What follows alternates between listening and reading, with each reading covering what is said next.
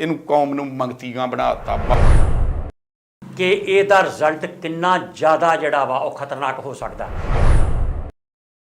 ਸ਼ਰੇਆਮ ਮੈਂ ਪ੍ਰਕਾਸ਼ ਸਿੰਘ ਬਾਦਲ ਨੂੰ ਕਹੂੰਗਾ ਜੀ ਝੂਠੇ ਸੌਦੇ ਦੇ ਜਿਹੜੇ ਮੁਖੀ ਨੇ ਜਿਹੜਾ ਬਾਰਡਰ ਕੇਸ ਆ ਉਹ ਰਾਮ ਰਹੀਮ ਇਹ ਆਪ ਕਹਿੰਦਾ ਸੁਖਬੀਰ ਬਾਦਲ। ਸ਼ਰਮਨਾਕ ਗੱਲ ਆ ਸ਼੍ਰੋਮਣੀ ਕਮੇਟੀ। ਤਮਾਮ ਦੁਨੀਆ ਦੇ ਸਿੱਖਾਂ ਨੂੰ ਇੱਕ ਮੈਂ ਸਵਾਲ ਲੱਗਾ ਜੇ ਕਰਨਾ, ਉਹ ਕੁੜੀਆਂ ਮਾਰ ਮਾਰ ਕੇ ਅਸੀਂ ਉਹ ਕਿਤੇ ਖਤਮ ਤਾਂ ਨਹੀਂ ਕਰਤੀ। 400 ਬੰਦਾ ਜਿਹੜਾ ਇਹਨੇ ਨਪੁੰਸਕ ਕੀਤੇ ਆ ਇਹਨਾਂ ਨੇ, ਤੇ ਅਸੀਂ ਆਪਣੇ ਬਾਪ ਦੀ ਬੇਅਦਬੀ ਬਰਦਾਸ਼ਤ ਨਹੀਂ ਕਰ ਸਕਦੇ। ਗੁਰੂ ਸਿੱਖਾਂ ਦਾ ਸਾਡੇ ਕੋਲ ਹੈ, ਜੇ ਜ਼ਰੂਰਤ ਤੇ ਲੈ ਲਓ। ਗੱਲ ਕਰਦੇ ਉਹ ਬਾਦਲ ਨੂੰ ਤੇ ਪੀੜ ਹੁੰਦੀ ਕਰਦੇ।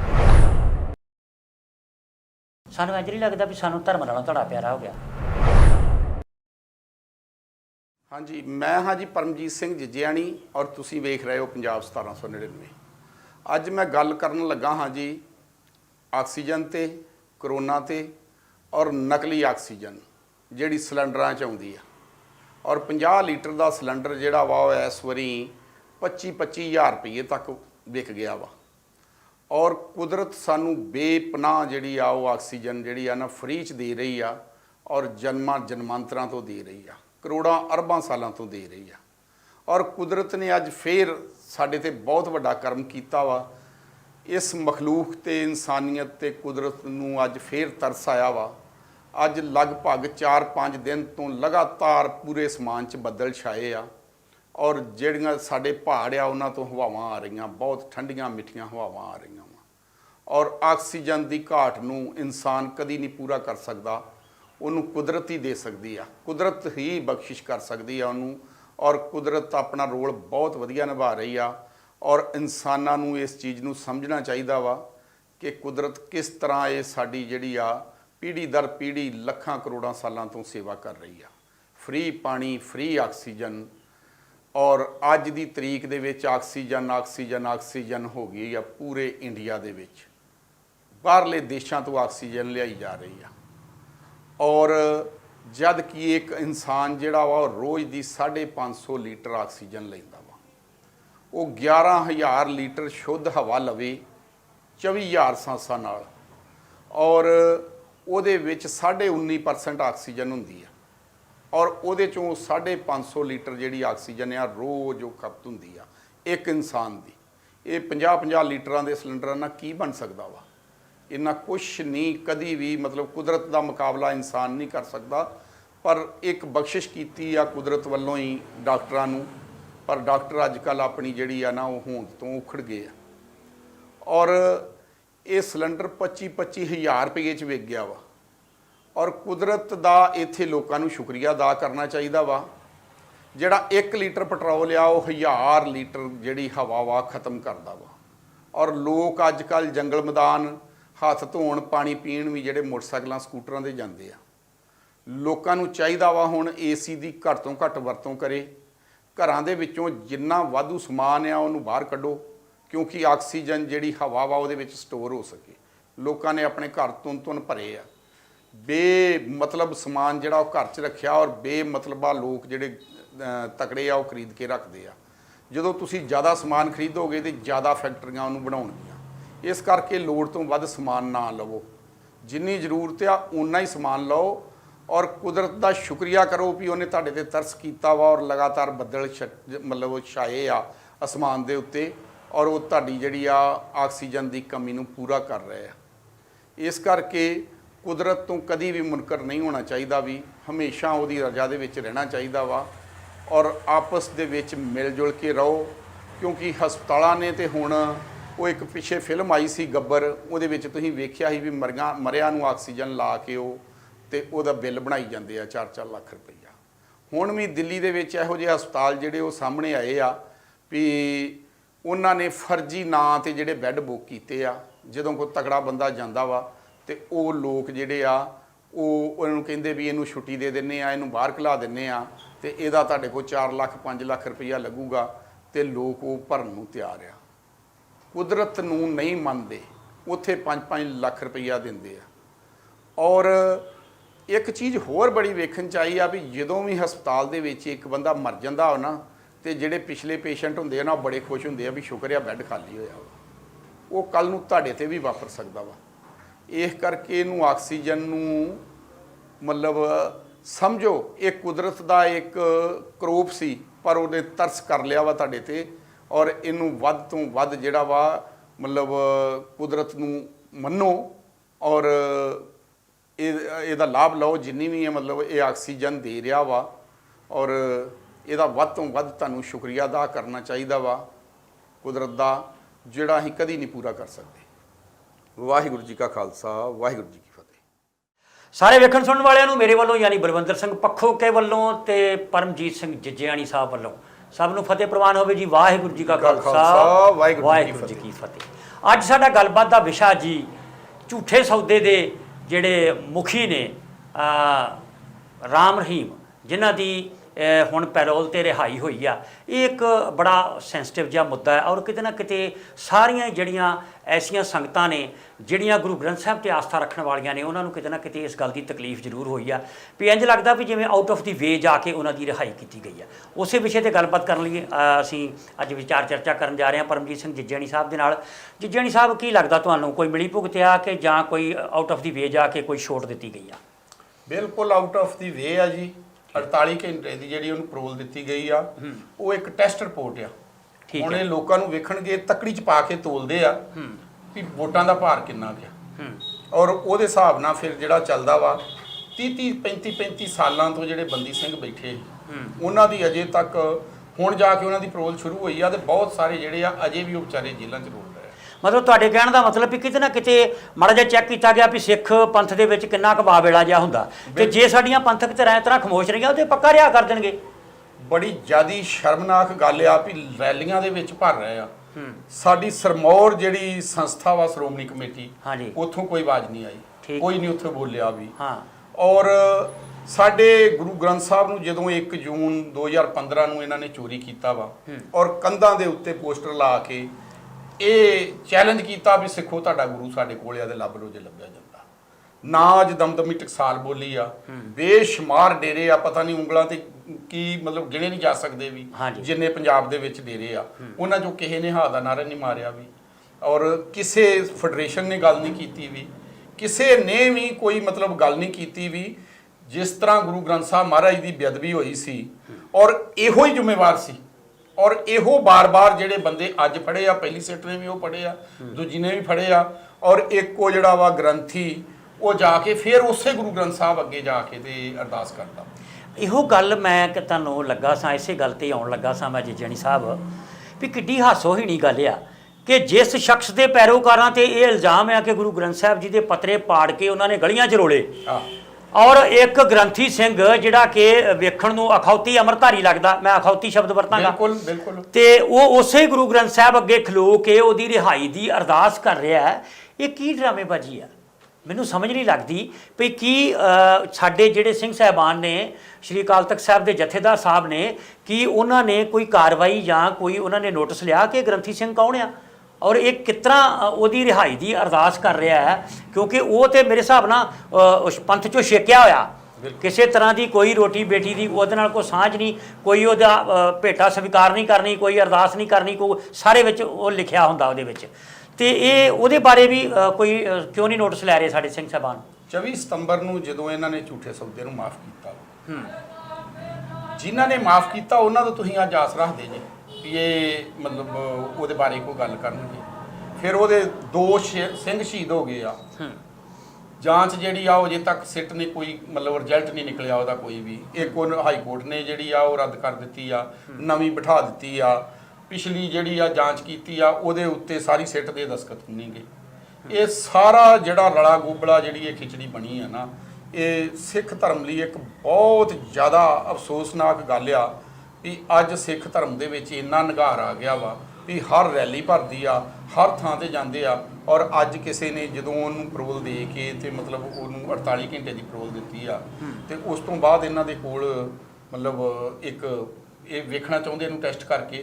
ਔਰ ਦੂਸਰੀ ਗੱਲ ਇੱਕ ਹੋਰ ਬਹੁਤ ਜ਼ਿਆਦਾ ਵੱਡੀ ਆ ਵੀ ਇਹਦੇ ਵਿੱਚ ਕਿਸਾਨ ਮੁੱਦੇ ਦਾ ਵੀ ਇੱਕ ਇਹਦੇ ਵਿੱਚ ਹੋ ਸਕਦਾ ਵਾ ਵੀ ਕਿਸਾਨ ਮੁੱਦੇ ਤੋਂ ਧਿਆਨ ਢਾ ਕੇ ਤੇ ਫਿਰ ਇਹ ਇੱਥੇ ਲਿਆਉਣਾ ਚਾਹੁੰਦੇ ਆ। ਇਹ ਆਪਸ ਦੇ ਵਿੱਚ ਇਹਨਾਂ ਨੂੰ ਉਲਝਾਉਣਾ ਚਾਹੁੰਦੇ ਆ ਵੀ ਇਹ ਦੋਵੇਂ ਬੰਨਿਓ ਜਿਸ ਤਰ੍ਹਾਂ ਵੀ ਆ ਮਤਲਬ ਇਹ ਕਿਤੇ ਨਾ ਕਿਤੇ ਉਲਝ ਜਾਣ ਤੇ ਇਹ ਕੋਈ ਨਾ ਕੋਈ ਇਹਦੇ ਵਿੱਚ। ਇਹ ਜਿਹੜੀ ਪੈਰੋਲ ਤੇ ਰਿਹਾਈ ਹੁੰਦੀ ਆ, ਇਹ ਜਿਹੜੀ ਜਿੱਜਣੀ ਸਾਹਿਬ ਮੈਂ ਤੁਹਾਡੇ ਕੋਲ ਜਾਣਨਾ ਚਾਹਾਂਗਾ, ਬੇਸ਼ੱਕ ਇਹ ਕਾਨੂੰਨੀ ਪੁਆਇੰਟ ਆ ਭਾਈ, ਇਹ ਸਟੇਟ ਦਾ ਮਸਲਾ ਹੁੰਦਾ ਕਿ ਸੈਂਟਰ ਗਵਰਨਮੈਂਟ ਦਾ? ਇਹ ਬਿਲਕੁਲ ਸਟੇਟ ਦਾ ਮਸਲਾ ਹੁੰਦਾ ਵਾ। ਠੀਕ ਹੈ, ਪਰ ਸਟੇਟ ਉੱਥੇ ਵੀ ਤੇ ਬੀਜੇਪੀ ਦੀ ਗਵਰਨਮੈਂਟ ਆ, ਹਰਿਆਣੇ ਬੀਜੇਪੀ ਦੀ ਗਵਰਨਮੈਂਟ ਆ। ਇੱਕ ਹੁੰਦਾ ਜੁਡੀਸ਼ੀਅਲ। ਹਾਂ, ਜੁਡੀਸ਼ੀਅਲ ਨੇ ਜਦੋਂ ਵੀ ਜਿੰਨੀ ਸਜ਼ਾ ਕਰਤੀ ਆ ਫਿਰ ਉਹਨੇ ਗ੍ਰਹਿ ਮੰਤਰਾਲੇ ਨੂੰ ਦੇਣਾ ਹੁੰਦਾ। ਤੁਸੀਂ ਵੇਖੋ ਵੀ ਇਹਦੇ ਆਉਣ ਨਾਲ ਮਾਹੌਲ ਖਰਾਬ ਹੁੰਦਾ ਵਾ। ਜੇ ਮਾਹੌਲ ਖਰਾਬ ਹੁੰਦਾ ਵਾ ਤੇ ਉਹ ਜਿਹੜਾ ਗ੍ਰਹਿ ਵਿਭਾਗ ਆ ਉਹਨੂੰ ਰੋਕ ਸਕਦਾ ਵਾ। ਪਰ ਇਹਨਾਂ ਨੇ ਜਦੋਂ ਉਹ ਅੰਦਰ ਆ ਉਹਦੀ ਪੁੱਛਗਿੱਛ ਵੀ ਨਹੀਂ ਹੋਣ ਦਿੱਤੀ। ਬਿਲਕੁਲ ਜੀ, ਇਸ ਤਰ੍ਹਾਂ ਕੀਤਾ ਇੰਜ ਲੱਗਦਾ ਵੀ ਜਿਵੇਂ ਸਰਕਾਰਾਂ ਨੇ ਇਸ ਤਰ੍ਹਾਂ ਦੀ ਗੇਮ ਖੇਡੀ ਆ ਕਿ ਦੋਨਾਂ ਹੱਥਾਂ 'ਚ ਲੱਡੂ ਨੇ, ਵੀ ਜੇ ਤੇ ਸਿੱਖ ਪੰਥ ਭੜਕ ਕੇ ਇਸ ਖਿਲਾਫ ਇੱਕ ਬਹੁਤ ਵੱਡੇ ਲੈਵਲ ਤੇ ਵਾਵੇਲਾ ਉੱਠਦਾ ਤੇ ਉਸ ਗੱਲ ਦੀ ਠੇਸ ਜਿਹੜੀ ਕਿਸਾਨ ਅੰਦੋਲਨ ਨੂੰ ਪਹੁੰਚੇਗੀ। ਤੇ ਜੇ ਕੋਈ ਸਾਰੇ ਖਾਮੋਸ਼ ਰਹਿੰਦੇ ਨੇ ਚੁੱਪ ਕਰਕੇ ਵੀ ਮੈਨੂੰ ਕੀ, ਜੇ ਇਸੇ ਗੱਲ ਤੇ ਰਹਿੰਦਾ ਸਾਡਾ ਸਾਰਾ ਸਿੱਖ ਜਗਤ, ਤੇ ਫਿਰ ਵੀ ਉਹਨੂੰ ਰਿਹਾ ਕਰਾਉਣ ਦੇ ਵਿੱਚ ਆਉਣ ਵਾਲੇ ਕਿਤੇ ਨਾ ਕਿਤੇ ਇਲੈਕਸ਼ਨ ਦੇ ਵਿੱਚ ਫਿਰ ਉਹਨੂੰ ਕੈਸ਼ ਕਰਨਗੇ। ਉਹਦੀ ਜਿਹੜੇ ਪੈਰੋਕਾਰ ਨੇ ਉਹਦੀ ਇੱਕ ਵੱਡੀ ਗਿਣਤੀ ਉਹਦੇ ਫਾਲੋਅਰਸ ਦੀ ਹੈਗੀ ਆ ਵੀ ਉਹ ਕਿਤੇ ਨਾ ਕਿਤੇ ਉਹ ਉਹਨਾਂ ਦੇ ਹੱਕ ਦੇ ਵਿੱਚ ਭੁਗਤਣਗੇ। ਲੱਗਦਾ ਨਹੀਂ ਇਹ ਤੇ ਦੋਵੇਂ ਪਾਸੇ ਗੇਮ ਬੜੀ ਪੈਰਲ ਖੇਡੀ। ਜਿਸ ਦਿਨ ਉਹਨੂੰ ਸਜ਼ਾ ਹੋਈ ਆ ਉਸ ਦਿਨ 34 ਬੰਦੇ ਮਰੇ ਆ ਔਰ ਬੇਸ਼ੁਮਾਰ ਜਿਹੜੀ ਆ ਮਸ਼ੀਨਰੀ ਜਿਹੜੀ ਆ ਡੈਮੇਜ ਹੋਈ ਆ, ਅੱਗਾਂ ਲਾਈਆਂ ਵਾ ਉਹਨਾਂ ਨੂੰ। ਔਰ ਸਭ ਤੋਂ ਵੱਡੀ ਗੱਲ ਜਿਹੜੀ ਆ ਉਹ ਸੋਚਣ ਵਾਲੀ ਇਹ ਆ ਵੀ ਇਹਦੇ ਅੰਡਰ ਟ੍ਰਾਇਲ ਕੇਸ ਆ ਜੇ 400 ਬੰਦਾ ਜਿਹੜਾ ਇਹਨੇ ਨਪੁੰਸਕ ਕੀਤੇ ਆ ਇਹਨਾਂ ਨੇ, ਉਹਦਾ ਕੇਸ ਜਿਹੜਾ ਅੰਡਰ ਟ੍ਰਾਇਲ ਆ ਜੇ। ਛਤਰਪਤੀ ਸ਼ਿਵਾਜੀ ਜਿਹੜਾ ਉਹਦਾ ਕੇਸ ਜਿਹੜਾ ਮਰਡਰ ਕੇਸ ਆ, ਉਹ ਮਰਡਰ ਕੇਸ ਆ, ਉਹਦਾ ਕੇਸ ਜਿਹੜਾ ਵਾ ਅਜੇ ਉਹਦਾ ਕੋਈ ਅਦਾਲਤ ਨੇ ਫੈਸਲਾ ਨਹੀਂ ਕੀਤਾ। ਔਰ ਦੂਸਰੀ ਗੱਲ ਜਿਹੜੀ ਆ ਨਾ ਉਹ ਕਿਤੇ ਨਾ ਕਿਤੇ ਮਤਲਬ ਜਿਹੜਾ ਵਾ ਜੁਡੀਸ਼ੀਅਲ ਆ ਨਾ ਉਹਨੂੰ ਇੱਥੇ ਸਰਕਾਰਾਂ ਨੇ ਖਤਮ ਕਰ ਦਿੱਤਾ, ਕਿਉਂਕਿ ਇਹ ਇਜਾਜ਼ਤ ਹੀ ਨਹੀਂ ਦੇ ਸਕਦਾ ਕਦੀ ਜੁਡੀਸ਼ੀਅਲ ਵੀ ਜਿਹਦਾ ਅੰਡਰ ਟ੍ਰਾਇਲ ਆ ਉਹਦੀ ਛੁੱਟੀ ਤੋਰ ਹੀ ਨਹੀਂ ਸਕਦੀ, ਪਰੋਲ ਉਹਦੀ ਹੋ ਹੀ ਨਹੀਂ ਸਕਦੀ ਵੀ। ਪਤਾ ਨਹੀਂ ਇਹ ਕਿਹੜੇ ਨਿਯਮਾਂ ਦੇ ਤਹਿਤ ਕਿਹੜੇ ਸੰਵਿਧਾਨ ਦੇ ਤਹਿਤ ਉਹਨੂੰ ਇਹਨਾਂ ਨੇ ਪਰੋਲ ਦੇ ਦਿੱਤੀ ਆ। ਔਰ ਸਭ ਤੋਂ ਮਤਲਬ ਦੁਬਾਰਾ ਮੈਂ ਇਹ ਗੱਲ ਕਰੂੰਗਾ ਵੀ ਸ਼ਰਮਨਾਕ ਗੱਲ ਆ ਸ਼੍ਰੋਮਣੀ ਕਮੇਟੀ ਵਾਸਤੇ। 1947 ਤੋਂ ਲੈ ਕੇ 1984 ਦੇ ਜੇ ਦੰਗਿਆਂ ਦੀ ਵੀ ਗੱਲ ਕਰੀਏ, ਸਿੱਖ ਨਸਲਕੁਸ਼ੀ ਦੀ ਗੱਲ ਕਰੀਏ, ਉਸ ਤੋਂ ਬਾਅਦ ਜਿਹੜੇ ਪੰਜਾਬ ਦੇ ਵਿੱਚ ਨੌਜਵਾਨਾਂ ਦਾ ਘਾਣ ਕੀਤਾ ਗਿਆ, ਬਹੁਤ ਸਾਰੇ ਸੈਂਕੜੇ ਕੇਸ ਐਸੇ ਨੇ ਜਿੱਥੇ ਭਾਰਤੀ ਨਿਆਂ ਪ੍ਰਣਾਲੀ ਦੇ ਢੰਗ ਤਰੀਕੇ ਦੇ ਉੱਤੇ ਸਵਾਲੀਆ ਨਿਸ਼ਾਨ ਲੱਗੇ ਨੇ। ਇੱਕ ਗੱਲ ਜਿਹੜੀ ਮੈਂ ਬੜੇ ਦੁੱਖ ਨਾਲ ਕਹਿਣ ਲੱਗਾ ਜਿੱਜਣੀ ਸਾਹਿਬ, ਕਿ ਇੰਜ ਨਹੀਂ ਲੱਗਦਾ ਵੀ ਸਾਨੂੰ ਸਾਰਿਆਂ ਨੂੰ, ਮੈਂ ਗੱਲ ਕਰਾਂਗਾ ਸਮੁੱਚੇ ਸਿੱਖ ਜਗਤ ਦੀ ਗੱਲ ਕਰਾਂ ਜਾਂ ਸਮੁੱਚੇ ਪੰਜਾਬੀਆਂ ਦੀ ਜਾਂ ਸਮੁੱਚੀ ਮਾਨਵਤਾ ਦੀ ਮੈਂ ਗੱਲ ਕਰਾਂ, ਸਾਨੂੰ ਇੰਜ ਨਹੀਂ ਲੱਗਦਾ ਵੀ ਸਾਨੂੰ ਧਰਮ ਨਾਲੋਂ ਧੜਾ ਪਿਆਰਾ ਹੋ ਗਿਆ। ਅਸੀਂ ਧਰਮ ਨੂੰ ਨਹੀਂ ਵਹਿੰਦੇ ਵੀ ਇਸ ਵਕਤ ਕੀ ਪੋਜੀਸ਼ਨ ਆ, ਅਸੀਂ ਆਪਣਾ ਧੜਾ ਵੇਖਣਾ, ਮੈਂ ਅਕਾਲੀ, ਮੈਂ ਕਾਂਗਰਸੀ, ਮੈਂ ਕਾਮਰੇਡ, ਮੈਂ ਫਲਾਣਾ, ਮੈਂ ਢੀਂਗੜਾ। ਅਸੂਲ ਜਿਹੜੀ ਗੱਲ ਜਿਹੜੀ ਗੁਰੂ ਸਾਹਿਬ ਨੇ ਸਾਨੂੰ ਜੀਵਨ ਜਾਚ ਦੱਸੀ ਆ, ਮਾਨਵਤਾ ਦਾ ਸੰਦੇਸ਼ ਦਿੱਤਾ, ਸਾਂਝੀਵਾਲਤਾ ਦਾ ਸੰਦੇਸ਼ ਦਿੱਤਾ, ਉਹਨੂੰ ਤੇ ਅਸੀਂ ਕਿਤੇ ਸਾਈਡਲਾਈਨ ਕਰਕੇ ਤੇ ਆਪਾਂ ਧੜੇ ਨੂੰ ਪਹਿਲ ਦੇ ਰਹੇ ਹਾਂ। ਬਿਲਕੁਲ ਇਹ ਕਾਮਯਾਬ ਹੋ ਗਈਆਂ ਜਿੰਨੀਆਂ ਰਾਜਨੀਤਿਕ ਪਾਰਟੀਆਂ ਸੀ। ਜਿਸ ਤਰ੍ਹਾਂ ਅੰਗਰੇਜ਼ਾਂ ਨੇ ਇੱਥੇ ਪਾੜੋ ਤੇ ਰਾਜ ਕਰੋ, ਉਹ ਜਿਹੜੀ ਨੀਤੀ ਆ ਉਹ ਚੱਲਣ ਡਈ ਆ। ਸ਼ਾਮ ਦਾਮ ਦੰਡ ਭੇਦ ਚੱਲਣ ਡਿਆ ਵਾ। ਔਰ ਸਭ ਤੋਂ ਵੱਡੀ ਗੱਲ ਜਿਹੜੀ ਆ ਨਾ ਵੀ ਉਹ ਈਰਾਨ ਦੇ ਇੱਕ ਸ਼ੇਖ ਸਾਦੀ ਬਹੁਤ ਸੰਤ ਹੋਏ ਆ, ਮਹਾਂਪੁਰਸ਼ ਹੋਏ ਆ ਜੀ, ਉਹ ਕਹਿੰਦੇ ਸੀ ਵੀ ਅਮੀਰ ਜਿਹੜਾ ਤਕੜਾ ਬੰਦਾ ਵਾ ਨਾ ਉਹਦੇ ਵਾਸਤੇ ਕਾਨੂੰਨ ਇੱਕ ਮੱਕੜੀ ਦਾ ਜਾਲਾ ਵਾ, ਵੀ ਹਾਥੀ ਜਿਹੜਾ ਉਹ ਤੋੜ ਕੇ ਲੰਘ ਜਾਂਦਾ ਤੇ ਕੀੜੇ ਮਕੌੜੇ ਫਸ ਜਾਂਦੇ। ਕਾਨੂੰਨ ਸਿਰਫ ਗਰੀਬਾਂ ਵਾਸਤੇ ਰਹਿ ਗਿਆ ਵਾ। ਜਿਹੜੇ ਤਕੜੇ ਬੰਦੇ ਆ, ਜਿਨ੍ਹਾਂ ਦੇ ਕੋਲ ਵੋਟਾਂ ਵਾ, ਜਿਨ੍ਹਾਂ ਦੇ ਮਗਰ ਦੁਨੀਆ ਵਾ ਔਰ ਜਿਹਦੇ ਕੋਲ ਪੈਸਾ ਵਾ, ਉਹਦੇ ਵਾਸਤੇ ਕਾਨੂੰਨ ਕੋਈ ਚੀਜ਼ ਨਹੀਂ ਗਾ। ਅੰਡਰ ਟ੍ਰਾਇਲ ਕੇਸ ਹੁੰਦਿਆਂ ਜੇ ਇਹਨਾਂ ਨੂੰ ਪਰੋਲਾਂ ਮਿਲ ਗਈਆਂ ਵਾ ਤੇ ਰੱਬ ਹੀ ਰੱਖਾ ਪਾਏ। ਇਹ ਕਿਤੇ ਨਾ ਕਿਤੇ ਫਿਰ ਇੰਜ ਲੱਗਦਾ ਵਾ ਵੀ ਲੋਕ ਜਦੋਂ ਕਿਤੇੋਂ ਨਿਆਂ ਮਿਲਦਾ ਨਾ ਵੇਖਣਗੇ ਤੇ ਫਿਰ ਕਾਨੂੰਨ ਨੂੰ ਆਪਣੇ ਹੱਥਾਂ 'ਚ ਲੈਣਗੇ। ਲੈ ਰਹੇ ਆ ਬੰਦ ਕੀਤੀ ਸੀ ਜਗ੍ਹਾ ਜਗ੍ਹਾ ਤੇ ਪੁਲਿਸ ਦੇ ਲੋਕੀ ਗੱਲ ਪਏ ਆ। ਕੱਲ ਸ਼ਰਾਬ ਫੜਨ ਗਏ ਆ ਤੇ ਉੱਥੇ ਗੋਲੀ ਚੱਲੀ ਹੈ ਪੁਲਿਸ ਦੀ ਤੇ ਉਹਨਾਂ ਲੋਕਾਂ ਦੀ ਜਿਹੜੀ ਆ ਗੋਲੀ ਚੱਲੀ ਆ। ਜਦੋਂ ਹੱਦ ਤੋਂ ਵੱਧ ਜਿਹੜਾ ਇਹ ਗੌਰਮੈਂਟਾਂ ਜਿਹੜੀਆਂ ਤੰਗ ਕਰਨ ਲੱਗ ਪੈਂਦੀਆਂ ਨਾ ਤੇ ਉਹ ਫਿਰ ਉਹ ਰੂਪ ਧਾਰਦਾ ਵਾ। ਇਹ ਤੇ ਖਾਨਾ ਜੰਗੀ ਵੱਲ ਮਤਲਬ ਜਿਹੜਾ ਇਹ ਦੇਸ਼ ਤੁਰਿਆ ਜਾਂਦਾ, ਸਿਵਲ ਨਾ ਭਰਵਾਨੀ ਵੱਲ ਜਿਹੜੀ ਆ ਉਹ ਗੱਲ ਮਾਹੌਲ ਬਣਦਾ ਜਾਂਦਾ ਵੀ ਜਾਓ ਫਿਰ ਅਸੀਂ ਤੈਨੂੰ ਸਰਕਾਰ ਨਹੀਂ ਮੰਨਦੇ, ਅਸੀਂ ਤੇਰੇ ਕਾਨੂੰਨ ਨੂੰ ਨਹੀਂ ਮੰਨਦੇ। ਪਰ ਜੇ ਅਜੇ ਵੀ ਸਾਡੇ ਸਿਆਸਤਦਾਨ ਨਾ ਜਾਗੇ ਤੇ ਕਿਤੇ ਨਾ ਕਿਤੇ ਇਹ ਹਾਲਾਤ ਬਣ ਜਾਣਗੇ। ਪਰ ਜੇ ਤੁਸੀਂ ਚਾਹੁੰਦੇ ਹੋ ਕਿ ਉਹ ਮਹਾਰਾਜਾ ਰਣਜੀਤ ਸਿੰਘ ਵਰਗਾ ਖਾਲਸਾ ਰਾਜ ਆਵੇ, ਉਸ ਤਰ੍ਹਾਂ ਦਾ ਇਨਸਾਫ ਮਿਲੇ ਹਰ ਡਿਜ਼ਰਵਿੰਗ ਪਰਸਨ ਨੂੰ, ਹਰ ਯੋਗਤਾ ਰੱਖਣ ਵਾਲੇ ਨੂੰ ਉਹਦੀ ਯੋਗਤਾ ਅਨੁਸਾਰ ਉਹਦਾ ਹੱਕ ਅਧਿਕਾਰ ਉਹਦਾ ਅਹੁਦਾ ਮਿਲੇ। ਤੇ ਫਿਰ ਕਿਤੇ ਨਾ ਕਿਤੇ, ਕਿਉਂਕਿ ਉਹ ਗੁਰੂ ਨਾਨਕ ਸਾਹਿਬ ਦੇ ਅਸੂਲਾਂ ਦੇ ਉੱਤੇ ਉਹ ਰਾਜ ਭਾਗ ਚੱਲਿਆ ਸੀ, ਬੜੀ ਕਾਮਯਾਬੀ ਨਾਲ 40 ਸਾਲ ਉਹ ਰਾਜ ਹੋਇਆ, ਜਿਹਦਾ ਦੁਨੀਆ ਦੇ ਵਿੱਚ ਅੱਜ ਵੀ ਮਿਸਾਲ ਦਿੱਤੀ ਜਾਂਦੀ ਆ ਉਹਦੇ ਸੈਕੂਲਰਿਜ਼ਮ ਦੀ, ਉਹਦੇ ਇਨਸਾਫ ਦੀ ਔਰ ਹੱਕ ਅਧਿਕਾਰਾਂ ਦੀ ਗੱਲ ਜੇ ਅਸੀਂ ਕਰੀਏ, ਹਿਊਮਨ ਰਾਈਟ ਦੀ ਕਿਤੇ ਕੋਈ ਵਾਇਲੇਸ਼ਨ ਨਹੀਂ ਹੋਈ ਉਸ ਸਮੇਂ ਦੌਰਾਨ। ਇੰਨਾ ਵਧੀਆ ਰਾਜ ਜੇ ਚਾਹੁੰਦੇ ਹੋ ਤੇ ਫਿਰ ਸੱਚਮੁੱਚ ਗੁਰੂ ਨਾਨਕ ਨਾਮ ਲੇਵਾ ਜਿਹੜਾ ਸਾਡੇ ਅਸੂਲ ਨੇ, ਜਿਹੜੀਆਂ ਇਹ ਸੰਗਤਾਂ ਨੇ, ਜਿਹੜਾ ਸਾਨੂੰ ਸਤਿਗੁਰੂ ਰਾਹ ਦੱਸ ਗਏ ਨੇ, ਸਾਨੂੰ ਉਸੇ ਅਨੁਸਾਰ ਕੋਈ ਐਸਾ ਸ਼ਖਸ ਚੁਣਨਾ ਪਏਗਾ ਜਿਹੜਾ ਗੁਰਬਾਣੀ ਦੇ ਆਧਾਰ ਦੇ ਉੱਤੇ ਇਨਸਾਫ ਦੇਵੇ ਤੇ ਲੋਕਾਂ ਦੇ ਵਿੱਚ ਉਹ ਇੱਕ ਨੁਮਾਇੰਦਾ ਬਣ ਕੇ ਉੱਭਰੇ। ਸਭ ਤੋਂ ਵੱਡੀ ਗੱਲ ਆ ਵੀ ਜਿੰਨਾ ਚਿਰ ਗੁਰਦੁਆਰਿਆਂ ਦੇ ਵਿੱਚ ਚੜਾਵੇ ਚੜ੍ਹਦੇ ਰਹਿਣਗੇ, ਲੋਕਾਂ ਨੂੰ ਹੁਣ ਕੋਈ ਪਿੰਡ ਚੁਣਨਾ ਚਾਹੀਦਾ, ਕੋਈ ਗਰੀਬ ਚੁਣਨੇ ਚਾਹੀਦੇ ਆ। ਜਿਹੜਾ ਵੀ ਦਸਵੰਧ ਦੇਣਾ ਵਾ ਨਾ, ਉਹ ਗਰੀਬ ਕਾ ਮੂੰਹ ਗੁਰੂ ਕੀ ਗੋਲ ਗਿਆ। ਬਿਲਕੁਲ ਠੀਕ ਹੈ। ਲੋਕਾਂ ਨੂੰ ਇਹ ਜਿੰਨਾ ਚਿਰ ਇੱਥੋਂ ਆਮਦਨ ਦੇ ਸਰੋਤ ਬਣੇ ਆ ਨਾ, ਉਹਨਾਂ ਚਿਰ ਇਹ ਛੱਡਣਗੇ ਨਹੀਂ। ਗੌਰਮੈਂਟਾਂ ਜਿਹੜੀਆਂ ਵਾ, ਹੁਣ 11 ਸਾਲ ਹੋ ਗਏ ਸ਼੍ਰੋਮਣੀ ਕਮੇਟੀ ਦੀ ਇਲੈਕਸ਼ਨ ਹੀ ਨਹੀਂ ਹੋਈ। 2011 ਦੀ ਹੋਈ ਹੈ, 21 ਆ ਗਿਆ, 11ਵਾਂ ਸਾਲ ਉਹਨਾਂ ਨੂੰ ਸ਼ੁਰੂ ਹੋ ਗਿਆ। ਸ਼੍ਰੋਮਣੀ ਕਮੇਟੀ ਦੀ ਇਲੈਕਸ਼ਨ ਜਿੰਨਾ ਚਿਰ ਬਾਦਲ ਦਾ ਬਣਦਾ ਨਹੀਂਗਾ ਨਾ ਕਿ ਦੁਬਾਰਾ ਇਹਦਾ ਆਧਾਰ ਨਹੀਂ ਬਣਦਾ, ਉਹਨਾਂ ਚਿਰ ਸ਼੍ਰੋਮਣੀ ਕਮੇਟੀ ਦੀ ਇਲੈਕਸ਼ਨ ਹੀ ਨਹੀਂ ਆਉਂਦੀ। ਗੌਰਮੈਂਟਾਂ ਰਲ ਕੇ ਉਹਨੂੰ ਬਾਰ-ਬਾਰ ਬਿਠਾਉਂਦੀਆਂ ਵਾ। ਇਹ ਲੋਕਾਂ ਨੂੰ ਫੈਸਲਾ ਲੈਣਾ ਪੈਣਾ ਹੁਣ ਕਿ ਗੁਰੂ ਗ੍ਰੰਥ ਸਾਹਿਬ ਪਿਆਰਾ ਵਾ ਕਿ ਜਾਂ ਬਾਦਲ ਪਿਆਰੇ ਆ, ਜਾਂ ਉਹਨਾਂ ਦੀਆਂ ਰੈਲੀਆਂ ਪਿਆਰੀਆਂ ਵਾ। ਇਹ ਹਰ ਜਗ੍ਹਾ ਤੇ, ਨਹੀਂ ਤੇ ਆਉਣ ਵਾਲੀਆਂ ਦੀਆਂ ਨਸਲਾਂ ਜਿਹੜੀਆਂ ਵਾ ਨਾ, ਉਹ ਕਲੰਕ ਲਾਉਣਗੀਆਂ ਇਹਨਾਂ ਦੇ ਉੱਤੇ ਵੀ ਤੁਸੀਂ ਕੀ ਇਨਸਾਫ ਕੀਤਾ ਸੀ। ਗੁਰੂ ਗ੍ਰੰਥ ਸਾਹਿਬ ਜਿਹੜਾ ਵਾ ਉਹ ਅੱਜ ਤੱਕ ਅੰਗਰੇਜ਼ਾਂ ਦੇ ਵੇਲੇ ਨਹੀਂ ਕਦੀ ਗਲੀਆਂ 'ਚ ਡੁੱਲਿਆ, ਕਦੀ ਉਹਦੀ ਮੁਗਲਾਂ ਦੇ ਵੇਲੇ ਨਹੀਂ ਕਦੀ ਉਹਦੀ ਬੇਅਦਬੀ ਨਹੀਂ ਹੋਈ। ਕੋਈ ਕਿਤੇ ਲਿਖਤੀ ਪੜ੍ਹਨ ਨੂੰ ਮਿਲਦਾ ਨਹੀਂ, ਲਿਖਤੀ ਮਤਲਬ ਇਹ ਬਿਲਕੁਲ ਕਿਤੇ ਵੀ ਇਹ ਮਤਲਬ ਇਸ ਤਰ੍ਹਾਂ ਦੀ ਬੇਇਨਸਾਫੀ ਨਹੀਂ ਹੋਈ। ਔਰ ਜਦੋਂ ਵੀ ਹੋਈ ਹੈ, ਬਾਦਲਾਂ ਦੇ ਰਾਜ 'ਚ ਹੋਈ ਹੈ। ਔਰ ਹੁਣ ਜਦੋਂ ਵੀ ਜਿਹੜੇ ਕਾਂਗਰਸੀ ਲੀਡਰ ਆ ਗੱਲ ਕਰਦੇ, ਉਹ ਬਾਦਲ ਨੂੰ ਤਾਂ ਪੀੜ ਹੁੰਦੀ ਕੈਪਟਨ ਨੂੰ। ਅੱਛਾ, ਇੱਕ ਗੱਲ ਦੱਸੋ, ਕਈ ਵਾਰੀ ਮੈਂ ਸੁਖਬੀਰ ਬਾਦਲ ਦਾ ਬਿਆਨ ਸੁਣਿਆ ਜਾਂ ਹੋਰ ਵੀ ਕਈ ਅਕਾਲੀ ਜਿਹੜੇ ਲੀਡਰ ਨੇ ਉਹਨਾਂ ਦੇ ਬਿਆਨ ਸੁਣਿਆ ਵੀ ਜਿੰਨੇ ਬੇਅਦਬੀ ਕਰਾਈ ਹੈ ਉਹਦਾ ਰਹੇ ਕੱਖ ਨਾ। ਇਹ ਕੀ ਸਮਝਦੇ ਆ ਵੀ ਸੁਣਨ ਵਾਲਾ ਕੋਈ ਨਹੀਂ, ਕਿ ਜਾਂ ਸਮਝਦੇ ਆ ਕਿ ਵਾਕਿਆ ਹੀ ਇਹਨਾਂ ਦੇ ਪੱਲੇ ਕੁਝ ਹੈਗੀ ਐਸੀ ਗੱਲ ਕਿ ਐਡੇ ਦਾਅਵੇ ਨਾਲ ਉਹ ਗੱਲ ਕਰਦੇ ਆ ਵੀ ਸਿੱਧਾ। ਇਹ ਬੜੀ ਵੱਡੀ ਗੱਲ ਆ ਕਿ ਜਿਸ ਨੇ ਵੀ ਬੇਅਦਬੀ ਕਰਵਾਈ ਆ ਜਾਂ ਕਿਸੇ ਦਾ ਪਿੱਛੇ ਹੱਥ ਆ, ਉਹਦਾ ਰਹੇ ਕੱਖ ਨਾ। ਇਹ ਆਪ ਕਹਿੰਦਾ ਸੁਖਬੀਰ ਬਾਦਲ, ਬੜੀ ਵੱਡੀ ਗੱਲ ਆ। ਕੀ ਕਹਿਣਾ ਚਾਹੋਗੇ? ਜੇ ਉਹ ਇਹਨੂੰ ਗੁਰੂ ਸਮਝਣ ਨਾ ਤੇ ਫਿਰ ਇਹ ਗੱਲ ਕਦੀ ਵੀ ਨਹੀਂ ਕਹੀ ਜਾ ਸਕਦੀ। ਜਿਸ ਦਿਨ 1 ਜੂਨ 2015 ਨੂੰ ਗੁਰੂ ਗ੍ਰੰਥ ਸਾਹਿਬ ਮਹਾਰਾਜ ਦਾ ਸਰੂਪ ਚੋਰੀ ਹੋਇਆ ਵਾ, ਇਹਨਾਂ ਨੂੰ ਨਹੀਂ ਪਤਾ ਵੀ ਚੁੱਕ ਜਿੰਨੇ ਉੱਥੇ ਜਥੇਬੰਦੀਆਂ ਗਈਆਂ, ਉਹਨਾਂ ਨੂੰ ਚੁੱਕ ਕੇ 50-50 ਕਿਲੋਮੀਟਰ ਦੂਰ ਲਾ ਆਏ ਆ। ਉਹਦੇ ਘਰ ਲੱਭ ਲਿਆ ਸੀ ਜਦੋਂ ਪਿੰਡ ਦੀ ਤਲਾਸ਼ੀ ਲਈ ਵੀ ਇਸ ਘਰ ਦੇ ਵਿੱਚ ਗੁਰੂ ਗ੍ਰੰਥ ਸਾਹਿਬ ਦਾ ਸਰੂਪ ਆ। ਔਰ ਉਹਨਾਂ ਨੇ ਕੰਧਾਂ ਦੇ ਉੱਤੇ, ਇਸੇ ਝੂਠੇ ਸੌਦੇ ਦੇ ਪ੍ਰੇਮੀਆਂ ਨੇ ਕੰਧਾਂ ਦੇ ਲਿਖਤਾ ਵੀ ਗੁਰੂ ਸਿੱਖਾਂ ਦਾ ਸਾਡੇ ਕੋਲ ਆ, ਜੇ ਜ਼ਰੂਰਤ ਤੇ ਲੈ ਲਓ। ਔਰ ਉਸੇ ਗੁਰੂ ਦੇ ਗਾੜੀ ਅੱਜ ਇਹ ਅਰਦਾਸ ਕਰਦੇ। ਅੱਜ ਤੱਕ ਇਹ ਆਪਣਾ ਤੇ ਕੋਈ ਨਾ ਮਰਨ ਦਾ, ਨਾ ਜੰਮਣ ਦਾ, ਨਾ ਕੋਈ ਲਾਵਾਂ ਫੇਰਿਆਂ ਦਾ ਬਣਾ ਨਹੀਂ ਸਕੇ। ਕਿਉਂ ਸ਼੍ਰੋਮਣੀ ਕਮੇਟੀ ਇਹਨਾਂ ਨੂੰ ਅਧਿਕਾਰ ਦਿੰਦੀ ਆ? ਕਿਉਂ ਦਿੰਦੀ ਆ ਗੁਰੂ ਗ੍ਰੰਥ ਸਾਹਿਬ ਦੇ ਸਰੂਪ ਇਹਨਾਂ ਨੂੰ? ਇਹ ਦੇਣੇ ਹੀ ਨਹੀਂ ਚਾਹੀਦੇ ਇਹਨਾਂ ਨੂੰ ਸਰੂਪ। ਜੇ ਇੱਥੇ ਰੋਕ ਲੱਗ ਜਾਵੇ ਨਾ ਤੇ ਆਪੇ ਹੀ ਸਾਰਾ ਕੁਝ ਸੈੱਟ ਹੋ ਸਕਦਾ ਵਾ। ਔਰ ਫੈਸਲਾ ਜਿਹੜਾ ਵਾ ਉਹ ਸਿੱਖਾਂ ਨੂੰ ਕਰਨਾ ਪੈਣਾ, ਜੇ ਕੋਈ ਸਿੱਖ ਹੈਗਾ ਤੇ। ਅੱਛਾ, ਇੱਕ ਗੱਲ ਤੁਸੀਂ ਕਰ ਰਹੇ ਸੀ ਜੈਣੀ ਸਾਹਿਬ ਕਿ ਜਿੰਨਾ ਚਿਰ ਚੜ੍ਹਤ ਚੜਾਵਾ ਗੁਰਦੁਆਰਿਆਂ 'ਚ ਹੁੰਦਾ ਰਹੇਗਾ, ਉਹਨਾਂ ਚਿਰ ਬੜਾ ਕੁਝ ਇਸ ਤਰ੍ਹਾਂ ਦਾ ਹੁੰਦਾ ਰਹਿਣਾ। ਪਰ ਦਰਸ਼ਨੀ ਭੇਟਾ ਇੱਕ ਮਰਿਆਦਾ ਰਹੀ ਆ। ਜਦੋਂ ਵੀ ਗੁਰੂ ਦੇ ਸਿੱਖ ਗੁਰੂ ਦੇ ਦਰਸ਼ਨ ਕਰਨ ਜਾਂਦੇ ਰਹੇ ਆ ਤੇ ਉਹ ਕੁਛ ਆਪਣੀ ਯਥਾ ਸੰਭਵ ਆਪਣੀ ਹਰ ਹੈਸੀਅਤ ਮੁਤਾਬਕ, ਕੋਈ ਘੋੜੇ ਲੈ ਗਿਆ, ਕੋਈ ਹੋਰ ਤਰ੍ਹਾਂ ਦੇ ਲੈ ਗਿਆ, ਹੀਰੇ ਜਵਾਹਰਤ ਲੈ ਗਿਆ, ਕੋਈ ਅਨਾਜ ਲੈ ਗਿਆ। ਇਹ ਦਰਸ਼ਨੀ ਭੇਟਾ ਇੱਕ ਰਵਾਇਤ ਸਾਡੀ ਰਹੀ ਆ। ਤੇ ਹੁਣ ਵੇਖੋ, ਜੇ ਮੰਨ ਲਓ ਅੱਜ ਕੋਈ ਪੈਸਾ ਨਹੀਂ ਚੜਾਉਂਦਾ, ਕਿੰਨੀਆਂ ਜ਼ਮੀਨਾਂ ਨੇ, ਕਿੰਨੀਆਂ ਦੁਕਾਨਾਂ ਨੇ ਜਿਨ੍ਹਾਂ ਦੇ ਕਿਰਾਏ ਆ ਰਹੇ ਨੇ, ਕਿੰਨੇ ਸਾਡੇ ਹੋਰ ਸਕੂਲ ਕਾਲਜਸ ਨੇ ਸ਼੍ਰੋਮਣੀ ਕਮੇਟੀ ਦੇ ਅੰਡਰ ਆਉਂਦੇ, ਜਿਹੜੇ ਇਨਕਮ ਸੋਰਸਿਸ ਹੁਣ ਕੱਲਾ ਚੜ੍ਹਤ ਚੜਾਵਾ ਨਹੀਂ, ਹੋਰ ਬਹੁਤ ਸਾਰੇ। ਔਰ ਤੁਹਾਨੂੰ ਪਤਾ ਕਿੰਨੀਆਂ FDs ਨੇ ਜਿਹੜੀਆਂ ਹਰ 5, 7, 8, 10 ਸਾਲ ਬਾਅਦ ਡਬਲ ਹੋ ਰਹੀਆਂ। ਉਹਦਾ ਕਦੀ ਕਿਸੇ ਨੇ ਹਿਸਾਬ ਕੀਤਾ ਵੀ ਕਿੰਨੇ ਕਰੋੜਾਂ ਦੀਆਂ, ਸੈਂਕੜੇ ਹੀ ਕਰੋੜਾਂ ਦੀਆਂ FDs ਹੁੰਦੀਆਂ ਨੇ ਜਿਹੜੀਆਂ ਆਪਣੇ ਸਮੇਂ ਦੇ ਉੱਤੇ ਮਲਟੀਪਲਾਈ ਹੁੰਦੀਆਂ ਜਾ ਰਹੀਆਂ ਨੇ। ਹੁਣ ਨਾ ਤੇ ਕੋਈ RTI ਦੇ ਅਧਿਕਾਰ ਖੇਤਰ 'ਚ ਆ, ਨਾ ਇਹ ਕੋਈ ਇਸ ਤਰ੍ਹਾਂ ਦਾ ਕੋਈ ਜਨਤਕ ਕਰਦੇ ਨੇ ਵੀ ਟੋਟਲ ਪੈਸਾ ਕਿੰਨਾ ਬੈਂਕਾਂ 'ਚ ਜਮ੍ਹਾਂ, ਕਿੰਨੀਆਂ FDs ਨੇ, ਕਿੰਨੀਆਂ ਕਿਹੜੇ ਕਾਰੋਬਾਰਾਂ 'ਚ ਪੈਸਾ ਇਨਵੈਸਟਮੈਂਟ ਕੀਤਾ ਜਿੱਥੋਂ ਕੁਝ ਇਨਕਮ ਆ ਰਹੀ ਆ।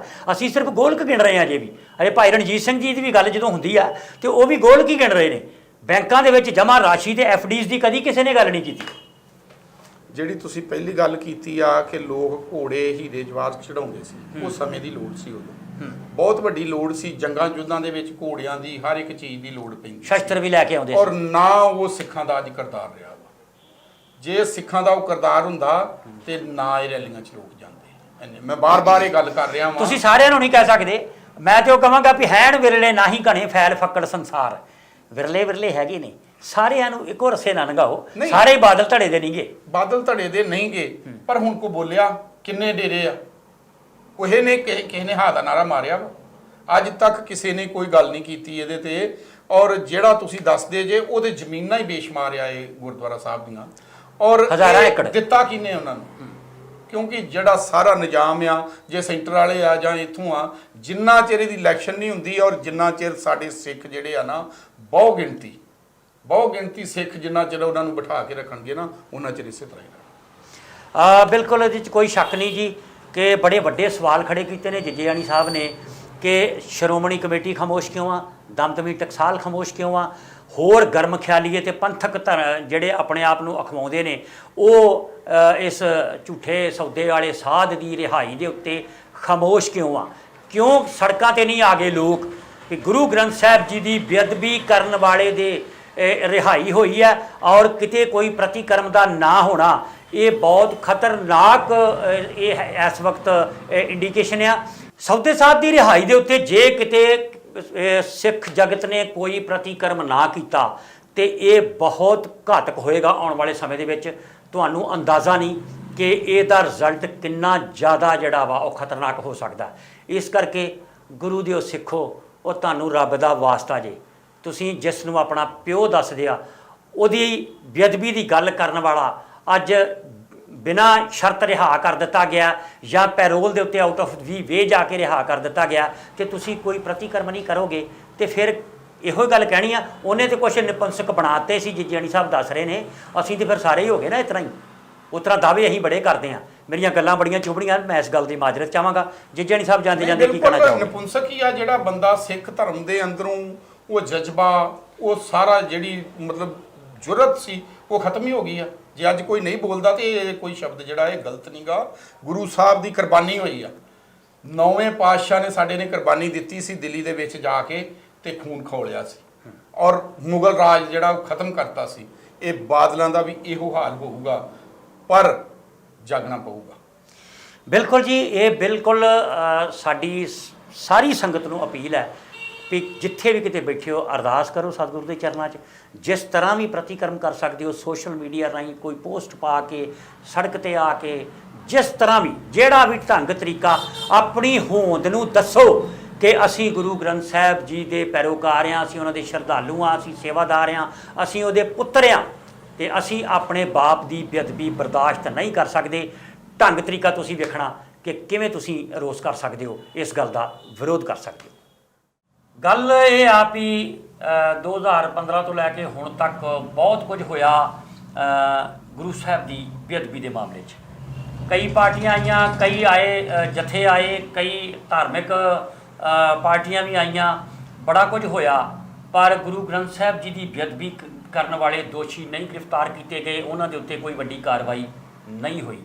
ਹਾਲਾਤ ਇਹ ਬਣ ਗਏ ਕਿ ਅਖੀਰ ਦੇ ਉੱਤੇ SIT ਦੇ ਜਿਹੜੇ ਮੁਖੀ ਨੇ ਕੁੰਵਰ ਵਿਜੇ ਪ੍ਰਤਾਪ ਸਿੰਘ, ਉਹਨਾਂ ਨੂੰ ਵੀ ਰਿਜ਼ਾਈਨ ਕਰਨਾ ਪੈ ਗਿਆ ਕਿਉਂਕਿ ਹਾਈ ਕੋਰਟ ਨੇ ਉਹਨਾਂ ਦੀ ਸਾਰੀ ਜਾਂਚ ਪੜਤਾਲ ਜਿਹੜੀ ਆ ਉਹ ਰੱਦ ਕਰ ਦਿੱਤੀ। ਉਸੇ ਵਿਸ਼ੇ ਦੇ ਵਿੱਚ ਅੱਜ ਵਿਚਾਰ ਚਰਚਾ ਕਰਨ ਲਈ ਸਾਡੇ ਨਾਲ ਜੱਜੇਆਣੀ ਸਾਹਿਬ ਨੇ।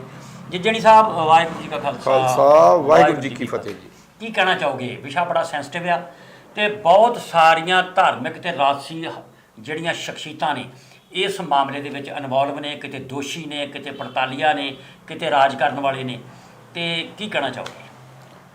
ਮੇਰੀ ਨਾ ਜੀ ਇੱਕ 2015 ਦੇ ਵਿੱਚ ਜੀ ਇੰਟਰਵਿਊ ਹੋਈ ਸੀ ਚੰਨ ਪ੍ਰਦੇਸੀ ਰੇਡੀਓ ਤੇ ਜੀ, ਆਨਲਾਈਨ ਹੋਈ ਸੀ ਔਰ ਉਹ ਮੇਰਾ ਖਿਆਲ ਵਰਲਡ ਦੇ ਅੱਧੇ ਦੇਸ਼ਾਂ 'ਚ ਚੱਲਦਾ ਵਾ।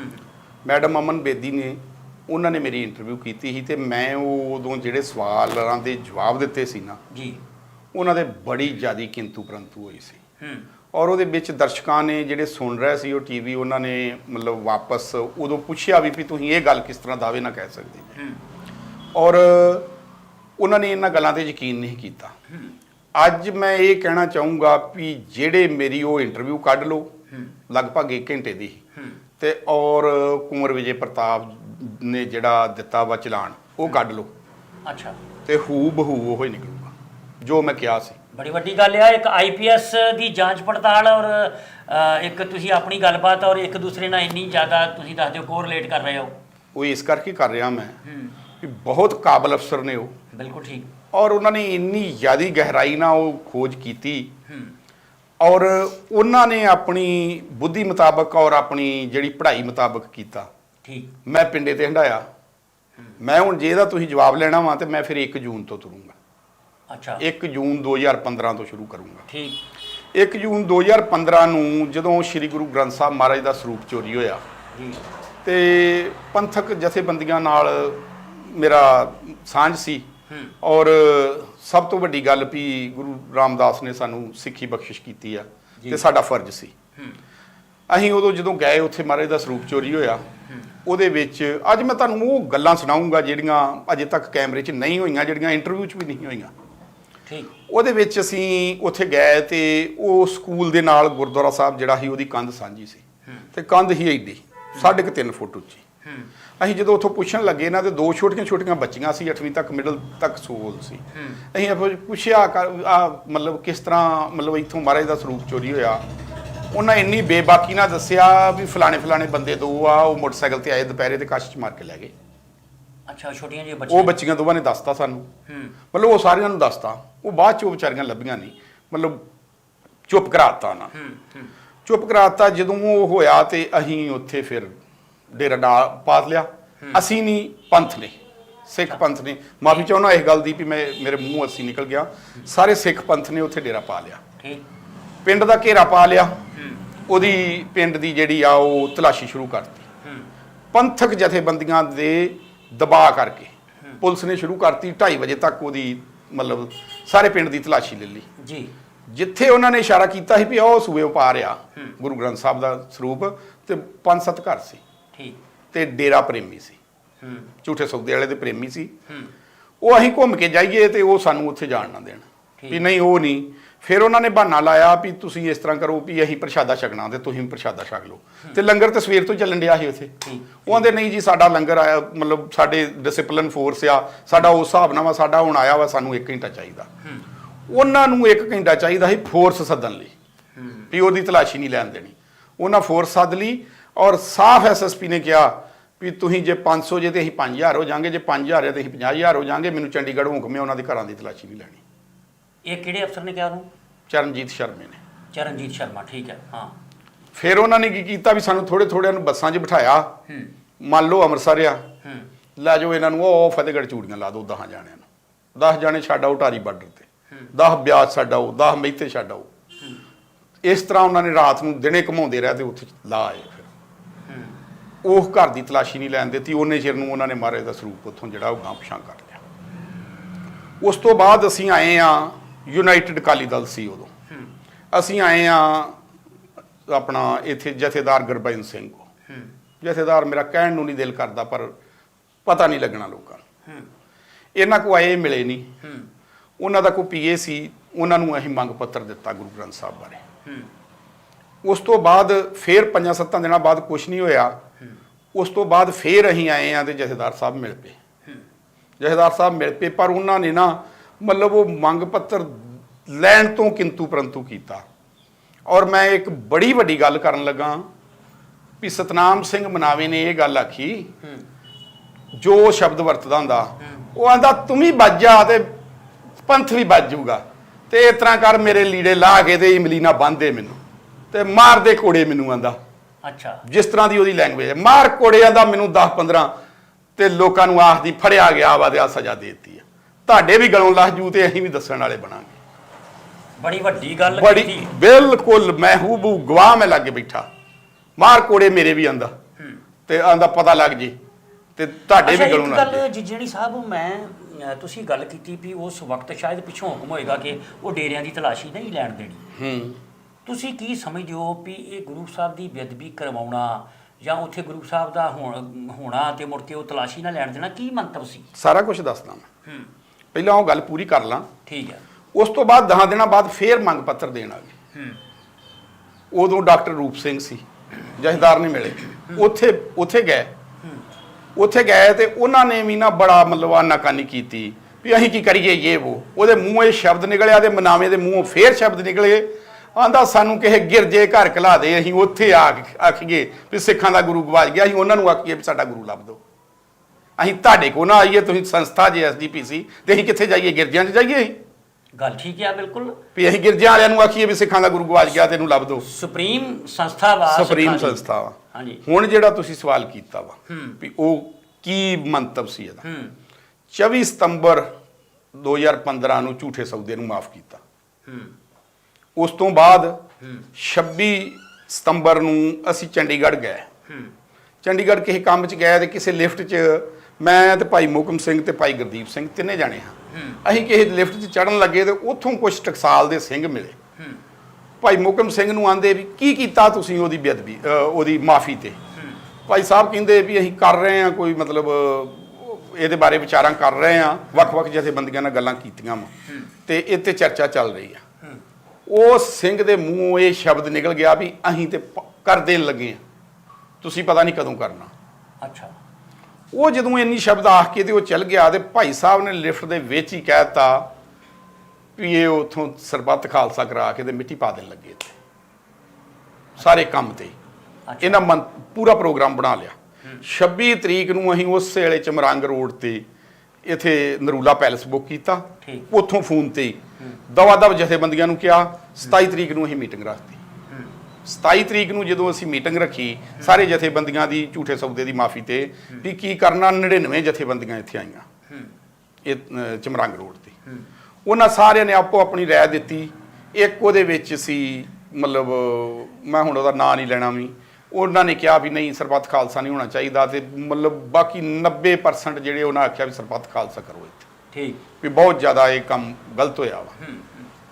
ਉਹਦੇ ਵਿਚਾਰ ਲਈ ਉਹਨਾਂ ਆਖਿਆ ਕੁਝ ਜਥੇਬੰਦੀਆਂ ਰਹਿ ਗਈਆਂ ਵਾ ਵੀ 12 ਅਕਤੂਬਰ 2015 ਸਰਨਿਆਂ ਦਾ ਗੁਰਦੁਆਰਾ ਵਾ ਸਾਹਿਬ ਆ ਉੱਥੇ ਲੁਧਿਆਣੇ, ਉੱਥੇ ਮੀਟਿੰਗ ਰੱਖ ਲਈ ਵੀ ਉੱਥੇ ਮੀਟਿੰਗ 'ਚ ਫਾਈਨਲ ਫੈਸਲਾ ਹੋਊਗਾ।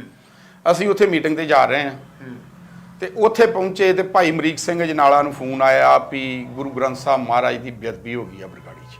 22 ਅੰਗ ਉੱਥੇ ਰੂੜੀਆਂ ਤੋਂ ਮਿਲੇ ਆ। ਅੱਛਾ। ਤੁਹਾਡੇ ਸਵਾਲ ਦਾ ਜਵਾਬ ਸ਼ੁਰੂ ਹੋਣ ਲੱਗਾ ਵੀ 22 ਅੰਗ ਉੱਥੋਂ ਮਿਲੇ ਆ। ਉਹ ਮੀਟਿੰਗ ਕੈਂਸਲ ਹੋ ਗਈ, ਸਾਰੇ ਬਰਗਾੜੀ ਨੂੰ ਚੱਲ ਪਏ। ਉੱਥੇ ਫੈਸਲਾ ਆਇਆ ਵੀ 16 ਅਕਤੂਬਰ ਨੂੰ ਜਲੰਧਰ 'ਚ ਮੀਟਿੰਗ ਹੋਊਗੀ ਹੁਣ, ਜਿਹੜੀ ਅੱਜ ਹੋਣੀ ਸੀ, ਜਿਹੜੀ 12 ਅਕਤੂਬਰ ਨੂੰ ਹੋਣੀ ਸੀ। 11 ਅਕਤੂਬਰ ਰਾਤ ਨੂੰ ਹੋਈ ਉਹ ਬੇਅਦਬੀ। 16 ਅਕਤੂਬਰ ਨੂੰ ਦੂਸਰੀ ਬੇਅਦਬੀ ਹੋ ਗਈ,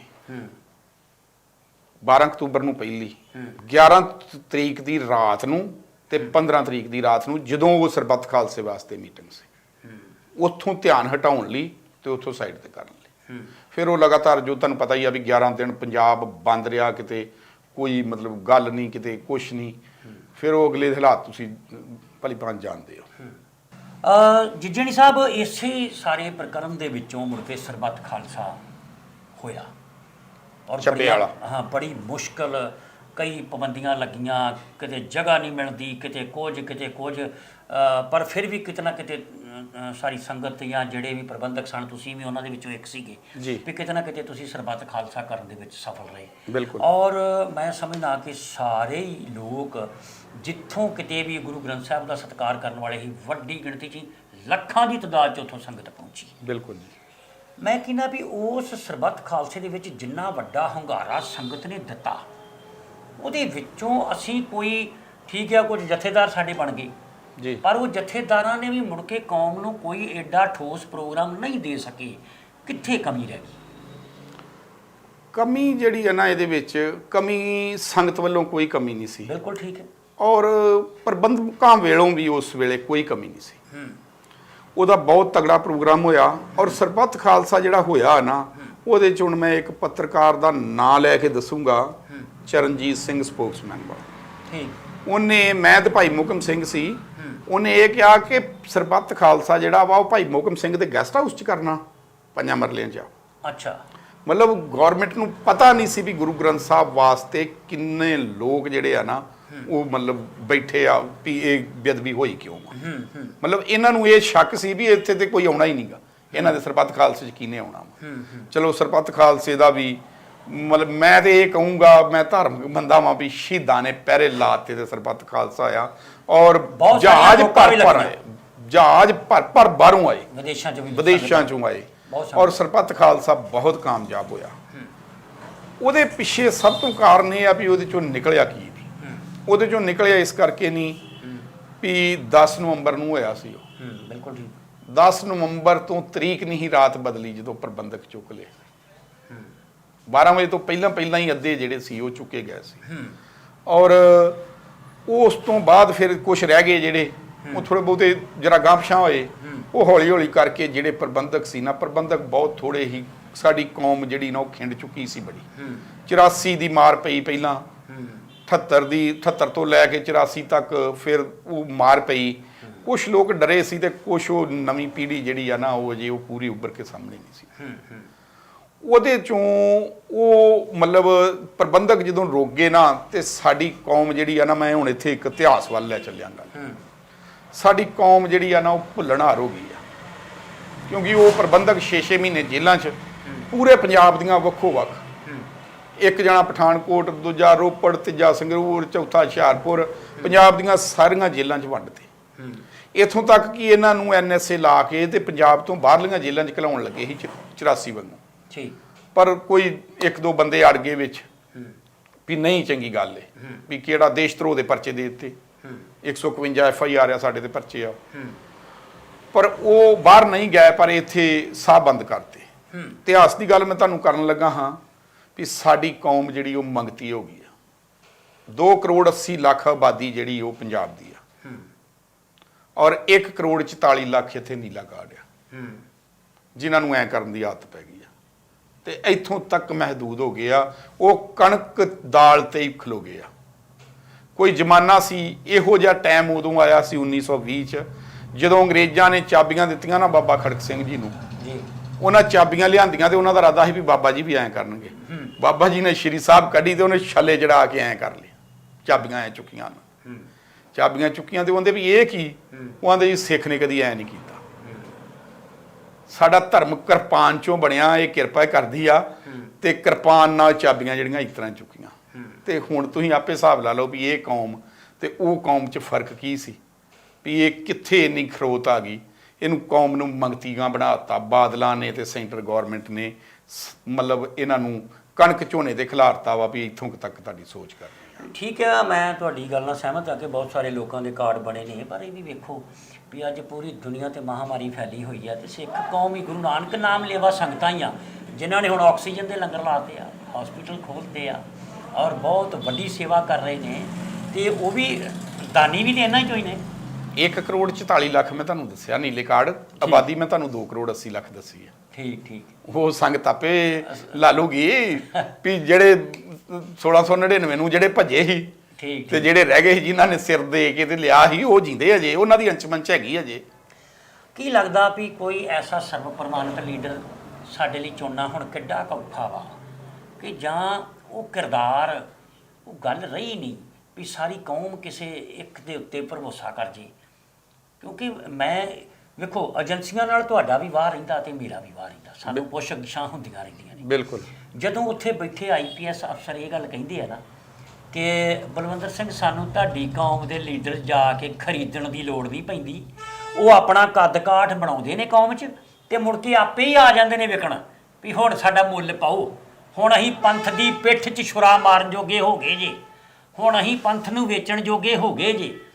ਆਹ ਜਦੋਂ ਗੱਲਾਂ ਸੁਣੀਦੀਆਂ ਤੇ ਫਿਰ ਬੜਾ ਦੁੱਖ ਹੁੰਦਾ ਵੀ ਉਹ ਕਿੱਧਰ ਚਲ ਗਏ ਉਹ ਕੁਰਬਾਨੀ ਵਾਲੇ ਤੇ ਉਹ ਸੱਚੇ ਸੁੱਚੇ ਕਿਰਦਾਰ ਵਾਲੇ ਲੋਕ ਜਿਹੜੇ ਨਾ ਵਿਕਦੇ ਹੀ, ਨਾ ਝੁਕਦੇ ਹੀ, ਨਾ ਡਰਦੇ ਹੀ। ਤੇ ਇਹ ਕਿੱਦਾਂ ਦਾ ਸਾਡਾ ਬਣ ਕਿਉਂ ਗਿਆ ਹਾਲਾਤ, ਇਸ ਤਰ੍ਹਾਂ ਦੇ ਕਿਉਂ ਅਸੀਂ ਲੀਡਰਲੈਸ ਹੋ ਗਏ?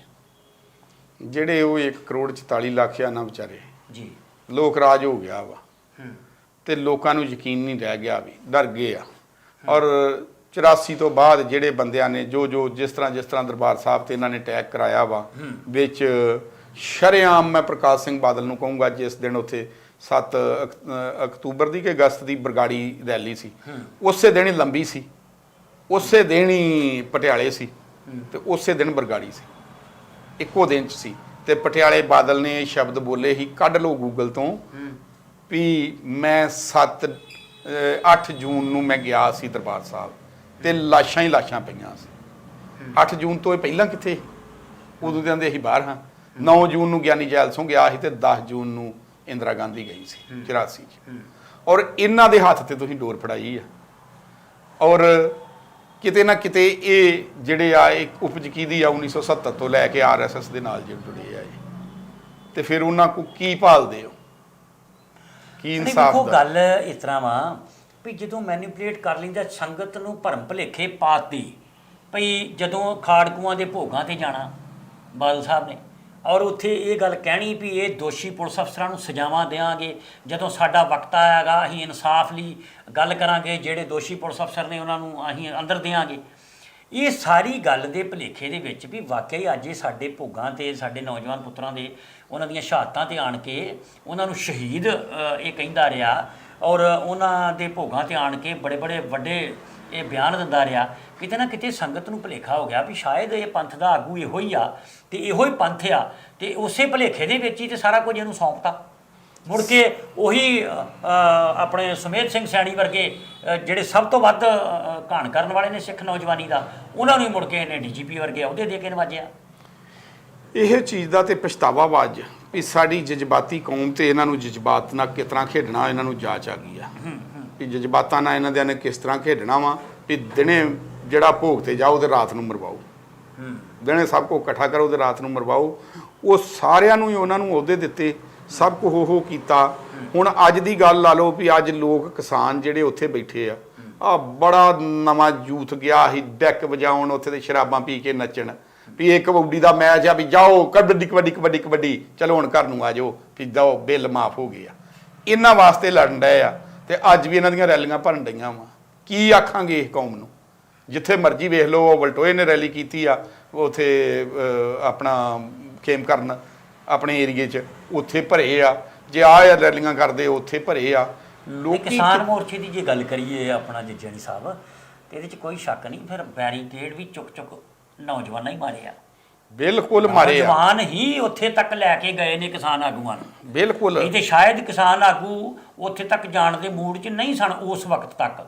ਹਾਂਜੀ, ਤੇ ਇਹ ਆ ਵੀ ਜਦੋਂ ਨੌਜਵਾਨਾਂ ਨੂੰ ਇੰਜ ਲੱਗਾ ਕਿਤੇ ਨਾ ਕਿਤੇ ਵੀ ਜਿਵੇਂ ਇਹ ਸੀਨੀਅਰ ਲੀਡਰ ਜਿਹੜੇ ਨੇ ਜਾਂ ਬਜ਼ੁਰਗ ਲੀਡਰ ਸਾਨੂੰ ਪੂਰੀ ਨੁਮਾਇੰਦਗੀ ਨਹੀਂ ਦੇ ਰਹੇ ਜਾਂ ਸਾਨੂੰ ਪੂਰਾ ਮਾਣ ਸਤਿਕਾਰ ਨਹੀਂ ਦੇ ਰਹੇ, ਤੇ ਸ਼ਾਇਦ ਫਿਰ ਥੋੜਾ ਜਿਹਾ ਉਹਨਾਂ ਦਾ ਮਨ ਖੱਟਾ ਹੋਇਆ ਇਸ ਗੱਲ ਦੇ ਨਾਲ। ਵੱਖਰੀ ਗੱਲ ਆ, ਨੌਜਵਾਨ ਹੁਣ ਵੀ ਹੈਗੇ ਆ ਪਰ ਚੰਦ ਆ ਉੱਥੇ। ਬਿਲਕੁਲ ਬੈਰੀਕੇਡ ਇਹਨਾਂ ਨੇ ਤੋੜੇ ਆ ਤੇ ਇਹਨਾਂ ਦਾ ਫਰਜ਼ ਹੀ ਇਹਨਾਂ ਕੋਈ ਸਹਾਨ ਨਹੀਂ ਕੀਤਾ ਵੀ। ਠੀਕ ਗੱਲ। ਹਾਂ, ਆਪਾਂ ਵਿਸ਼ੇ ਤੋਂ ਨਾ ਇਹ ਤੋਂ ਜਾਈਏ, ਆਪਾਂ ਉੱਤੇ ਚਰਚਾ ਕਰਾਂਗੇ। ਅੱਜ ਆਪਾਂ ਬਰਗਾੜੀ ਦੀ ਗੱਲ ਕਰਦੇ ਹਾਂ। ਹਾਂਜੀ, ਵੀ ਬਰਗਾੜੀ ਦੇ ਵਿੱਚ ਅੱਜ ਸਾਰੇ ਜਿਹੜੇ ਆ ਨਾ ਉਹ ਦੋਸ਼ੀ ਆ, ਕੋਈ ਵੀ ਹੋਵੇ।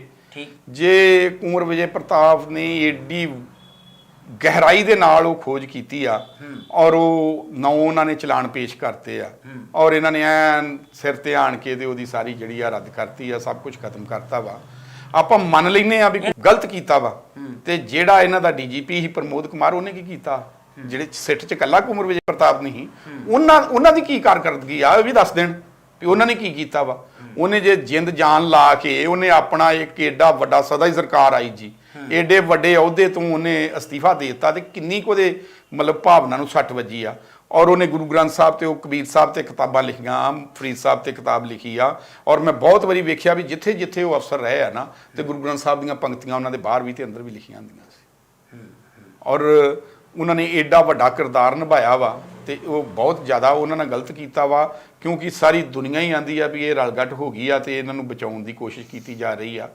ਮਤਲਬ ਇਹ ਇੱਕ ਗੱਲ ਤੇ ਬਹੁਤ ਵਾਰ ਇਹ ਸਾਹਮਣੇ ਆਈ ਆ IAS IPS ਅਫਸਰਾਂ ਦੇ ਨਾਲ, ਤੇ ਅੱਜ ਇੱਕ ਵਾਰੀ ਫੇਰ ਗੱਲ ਸਾਹਮਣੇ ਆ ਗਈ ਆ ਵੀ ਅਗਰ ਤੁਸੀਂ ਸਿਸਟਮ ਦੇ ਅਕੋਰਡਿੰਗਲੀ ਚੱਲੋਗੇ ਤੇ ਸਭ ਕੁਝ ਆ, ਅਗਰ ਤੁਸੀਂ ਸਿਸਟਮ ਤੋਂ ਥੋੜਾ ਜਿਹਾ ਬਾਗੀ ਹੋ ਕੇ ਚੱਲੋਗੇ ਤੇ ਤੁਸੀਂ ਕੱਖ ਵੀ ਨਹੀਂ, ਚਾਹੇ ਤੁਸੀਂ IG ਹੋ, ਚਾਹੇ ਤੁਸੀਂ DGP ਹੋ, ਚਾਹੇ ਤੁਸੀਂ ਕੁਛ ਵੀ ਹੋ।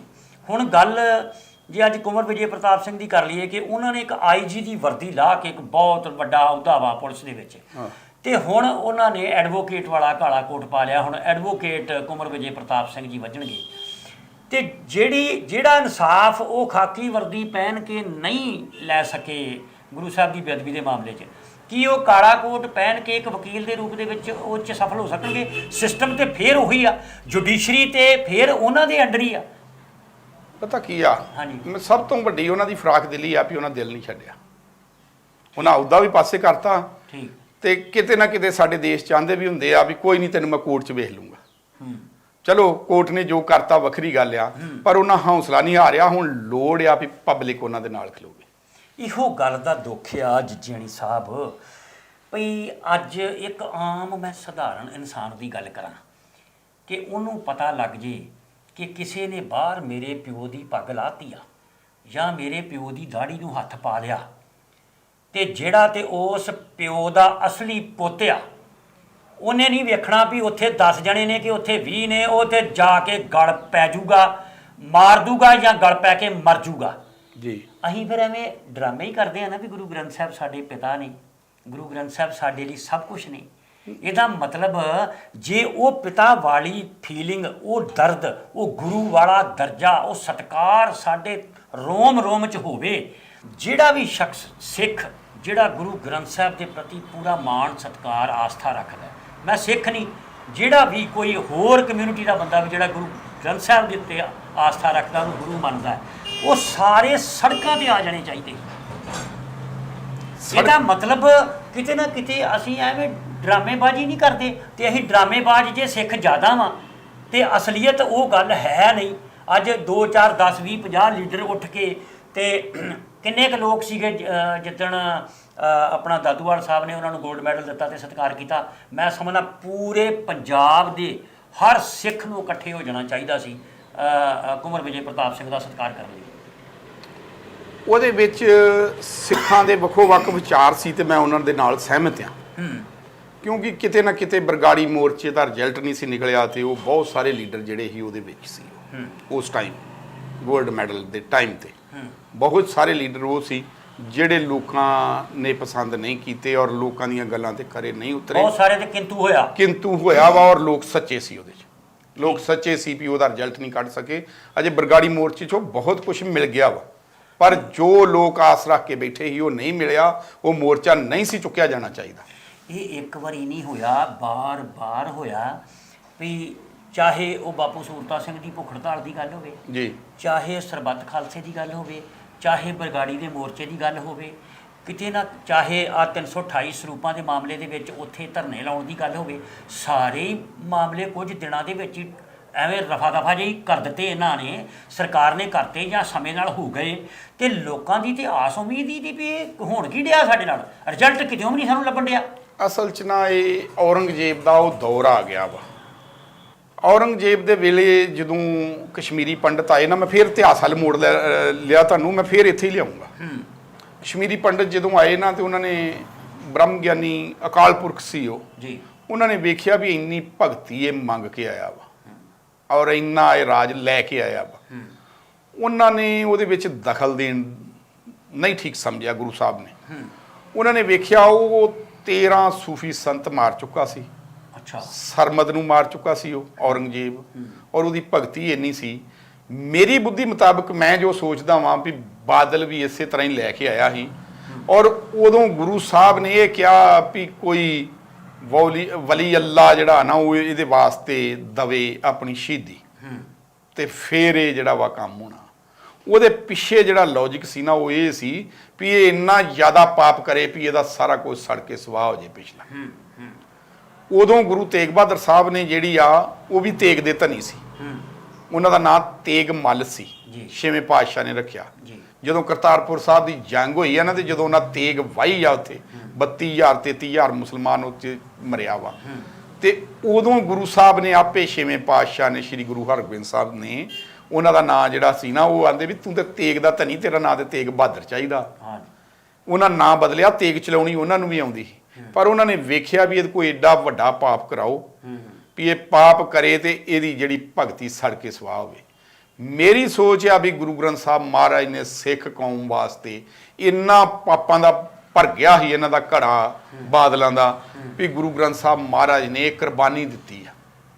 ਮਤਲਬ ਇਹ ਉਸ ਟਾਈਪ ਦੀ ਇੱਕ ਸ਼ਹਾਦਤ ਹੀ ਆ, ਇਹ ਸ਼ਹਾਦਤ ਦਿੱਤੀ ਆ ਗੁਰੂ ਸਾਹਿਬ ਨੇ। ਬੜੀ ਵੱਡੀ ਗੱਲ ਕਰ ਰਹੇ ਹੋ ਤੁਸੀਂ। ਬਿਲਕੁਲ ਇਹ ਸ਼ਹਾਦਤ ਦਿੱਤੀ ਔਰ ਕੌਮ ਨੇ ਕੋਈ ਪਿੱਛੇ ਨਹੀਂ ਹਟੀ। 11 ਦਿਨ ਸੜਕਾਂ ਤੇ ਆ ਗਈ ਕੌਮ, ਪਰ ਇਹਨੂੰ ਖੰਡਾਉਣ ਲਈ ਵੱਖ-ਵੱਖ ਵਿੱਚੋਂ ਜਿਹੜੇ ਇਹ ਸਰਕਾਰਾਂ ਹੁੰਦੀਆਂ ਨਾ ਬੜੇ ਇਹਦੇ ਚ ਬੁੱਧੀਜੀਵੀ IAS IPS ਅਫਸਰ ਹੁੰਦੇ ਆ, ਫਿਰ ਇਹ ਉਹਦੇ ਵਿੱਚ CID ਛੱਡ ਕੇ ਵੇਂਦੇ ਵੀ ਇਹਨੇ ਕਿਸ ਤਰ੍ਹਾਂ ਮੋਲਡ ਹੋਣਾ, ਇਹਨੇ ਫਿਰ ਇਹਨਾਂ ਨੇ ਉਹ ਲਗਾਤਾਰ ਕੰਮ ਸ਼ੁਰੂ ਕਰਤਾ ਵੀ 100 ਵਾਰੀ ਬੇਅਦਬੀ ਕਰਦੀ, ਅੱਜ ਐਨੂੰ ਭਾਜੋ, ਅੱਜ ਐਨੂੰ ਭਾਜੋ। ਔਰ ਇਹ ਮਤਲਬ ਇਸ ਚੀਜ਼ ਦਾ ਇਨਸਾਫ ਸਾਨੂੰ ਮਿਲਣਾ ਵਾ, ਪਰ ਜਿਹੜੇ ਅੱਜ ਦੇ ਲੀਡਰਾਂ ਇਹਨਾਂ ਤੋਂ ਕੋਈ ਸਾਡੀ ਆਸ ਨਹੀਂ ਰੱਖਣੀ ਚਾਹੀਦੀ, ਕਿਉਂਕਿ ਕੈਪਟਨ ਸਾਹਿਬ ਨੇ ਵੀ ਗੁਟਕਾ ਸਾਹਿਬ ਐਂ ਕਰਕੇ ਸਹੁੰ ਖਾਧੀ ਸੀ ਵੀ 4 ਹਫ਼ਤਿਆਂ 'ਚ ਆ ਗਿਆ ਨਸ਼ਾ ਫਲਾਣ ਗਿਆ, ਉਹ ਰਾਜਜੀਤ ਸਿੰਘ ਇੱਕ SSP ਫੜ ਲਿਆ, ਇੰਦਰਜੀਤ ਸਿੰਘ ਇੰਸਪੈਕਟਰ ਫੜ ਲਿਆ, ਉਹਨਾਂ ਦੀਆਂ ਸੂਹਾਂ ਹੀ ਨਹੀਂ ਨਿਕਲੀਆਂ ਅਜੇ ਤੱਕ। ਸਾਲਟ ਉਹਨਾਂ ਦੇ ਘਰੋਂ ਲੈਣ ਦੀ, ਕਿਲੋ ਪਾਊਡਰ ਉਹਨਾਂ ਦੇ ਘਰੋਂ ਲੈ ਦਿੱਤਾ। ਉਹ ਜੋ ਉਹਨਾਂ ਨੇ ਗਲਤ ਕੰਮ ਕੀਤੇ ਆ, ਕਿਤੇ ਨਾ ਕਿਤੇ ਜਿਹੜੇ ਆ ਨਾ ਇਹ ਹਮਾਮ 'ਚ ਸਾਰੇ ਹੀ ਗੰਦੇ ਆ।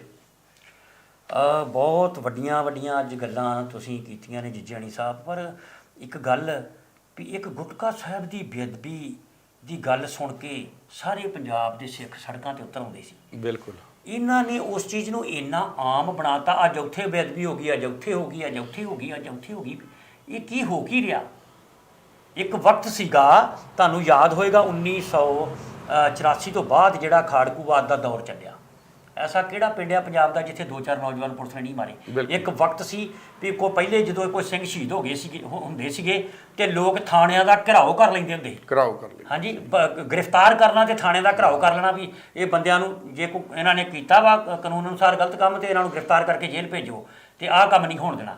ਮੁੜ ਕੇ ਹਾਲਾਤ ਇਹ ਬਣ ਗਏ ਵੀ ਅੱਜ ਉੱਥੇ ਸ਼ਹੀਦ ਹੋ ਗਿਆ, ਕੱਲ ਉੱਥੇ ਸ਼ਹੀਦ ਹੋ ਗਿਆ, ਤੇ ਡਿਮਾਂਡ ਇਹ ਰੱਖਦੀ ਵੀ ਸਾਨੂੰ ਉਹਨਾਂ ਦੀਆਂ ਲਾਸ਼ਾਂ ਦੇ ਦਿਓ। ਉਹਨਾਂ ਲਾਸ਼ਾਂ ਵੀ ਦੇਣੀਆਂ ਬੰਦ ਕਰਤੀਆਂ। ਲਾਸ਼ਾਂ ਵੀ ਦੇਣੀਆਂ ਬੰਦ। ਉਹ ਖਾਲੜਾ ਸਾਹਿਬ ਨੇ ਕੱਢੀ ਸੀ 32,000 ਲਾਸ਼ ਜਿਹੜੀ। ਹਾਂਜੀ ਬਿਲਕੁਲ ਠੀਕ ਹੈ। ਔਰ ਗੱਲ ਇਹ ਆ ਵੀ ਜਦੋਂ ਇਹ ਕਿਸੇ ਚੀਜ਼ ਨੂੰ ਬਾਰ-ਬਾਰ ਦੁਹਰਾਇਆ ਜਾਂਦਾ ਤੇ ਐਵੇਂ ਲੱਗਦਾ ਵਾ ਵੀ ਜਿਵੇਂ ਉਹਦੀ ਅਹਿਮੀਅਤ ਹੀ ਉਹ ਗੱਲ ਨਹੀਂ ਰਹਿੰਦੀ। ਪਰ ਇੱਕ ਸਿੱਖ ਹੋਣ ਦੇ ਨਾਤੇ ਮੈਂ ਤਮਾਮ ਦੁਨੀਆ ਦੇ ਸਿੱਖਾਂ ਦੀ ਗੱਲ ਕਰ ਰਿਹਾ ਵੀ ਗੁਰੂ ਸਾਹਿਬ ਦੀ ਬੇਅਦਬੀ ਦੇ ਮਾਮਲੇ ਦੇ ਵਿੱਚ ਮੈਂ ਇੱਕ ਗੱਲ ਤਮਾਮ ਦੁਨੀਆ ਦੇ ਸਿੱਖਾਂ ਨੂੰ ਇੱਕ ਮੈਂ ਸਵਾਲ ਲੱਗਾ ਜੇ ਕਰਨ, ਸਤਿਗੁਰੂ ਨੂੰ ਹਾਜ਼ਰ ਨਾਜ਼ਰ ਜਾਣ ਕੇ ਦੱਸਿਓ ਭਈ ਜਿੱਦਣ ਗੁਰੂ ਸਾਹਿਬ ਦੀ ਬੇਅਦਬੀ ਦੀ ਖਬਰ ਸੁਣੀ ਸੀ ਕਿੰਨੇ ਲੋਕ ਸੋ ਜਿਨ੍ਹਾਂ ਨੇ ਉਸ ਦਿਨ ਰੋਟੀ ਨਹੀਂ ਖਾਧੀ? ਕਿੰਨੇ ਲੋਕ ਨੇ ਜਿਨ੍ਹਾਂ ਨੂੰ ਉਸ ਦਿਨ ਨੀਂਦ ਨਹੀਂ ਆਈ? ਕਿੰਨੇ ਲੋਕ ਨੇ ਜਿਹੜੇ ਉਸ ਦਿਨ ਭੁੱਬਾਂ ਮਾਰ ਰੋ ਪਏ? ਕਮੈਂਟ 'ਚ ਦੱਸਣਾ ਜੇ। ਤੇ ਗੁਰੂ ਗ੍ਰੰਥ ਸਾਹਿਬ ਜੀ ਨੂੰ ਹਾਜ਼ਰ ਨਾਜ਼ਰ ਜਾਣ ਕੇ ਮੈਂ ਇੱਕ ਸਿੱਖ ਹੋਣ ਦੇ ਨਾਤੇ ਮੈਂ ਇਹ ਕਨਫੈਸ ਕਰਦਾ ਜੀ ਕਿ ਮੈਂ ਉਸ ਦਿਨ ਰੋਟੀ ਵੀ ਖਾਧੀ ਸੀ ਤੇ ਮੈਂ ਸੌਂ ਵੀ ਗਿਆ ਸਾਂ। ਮੈਂ ਆਪਣੇ ਆਪ ਨੂੰ ਸਮਝਣਾ ਕਿ ਮੈਂ ਤੇ ਇੱਕ ਭੇਖੀ ਸਿੱਖ ਹਾਂ।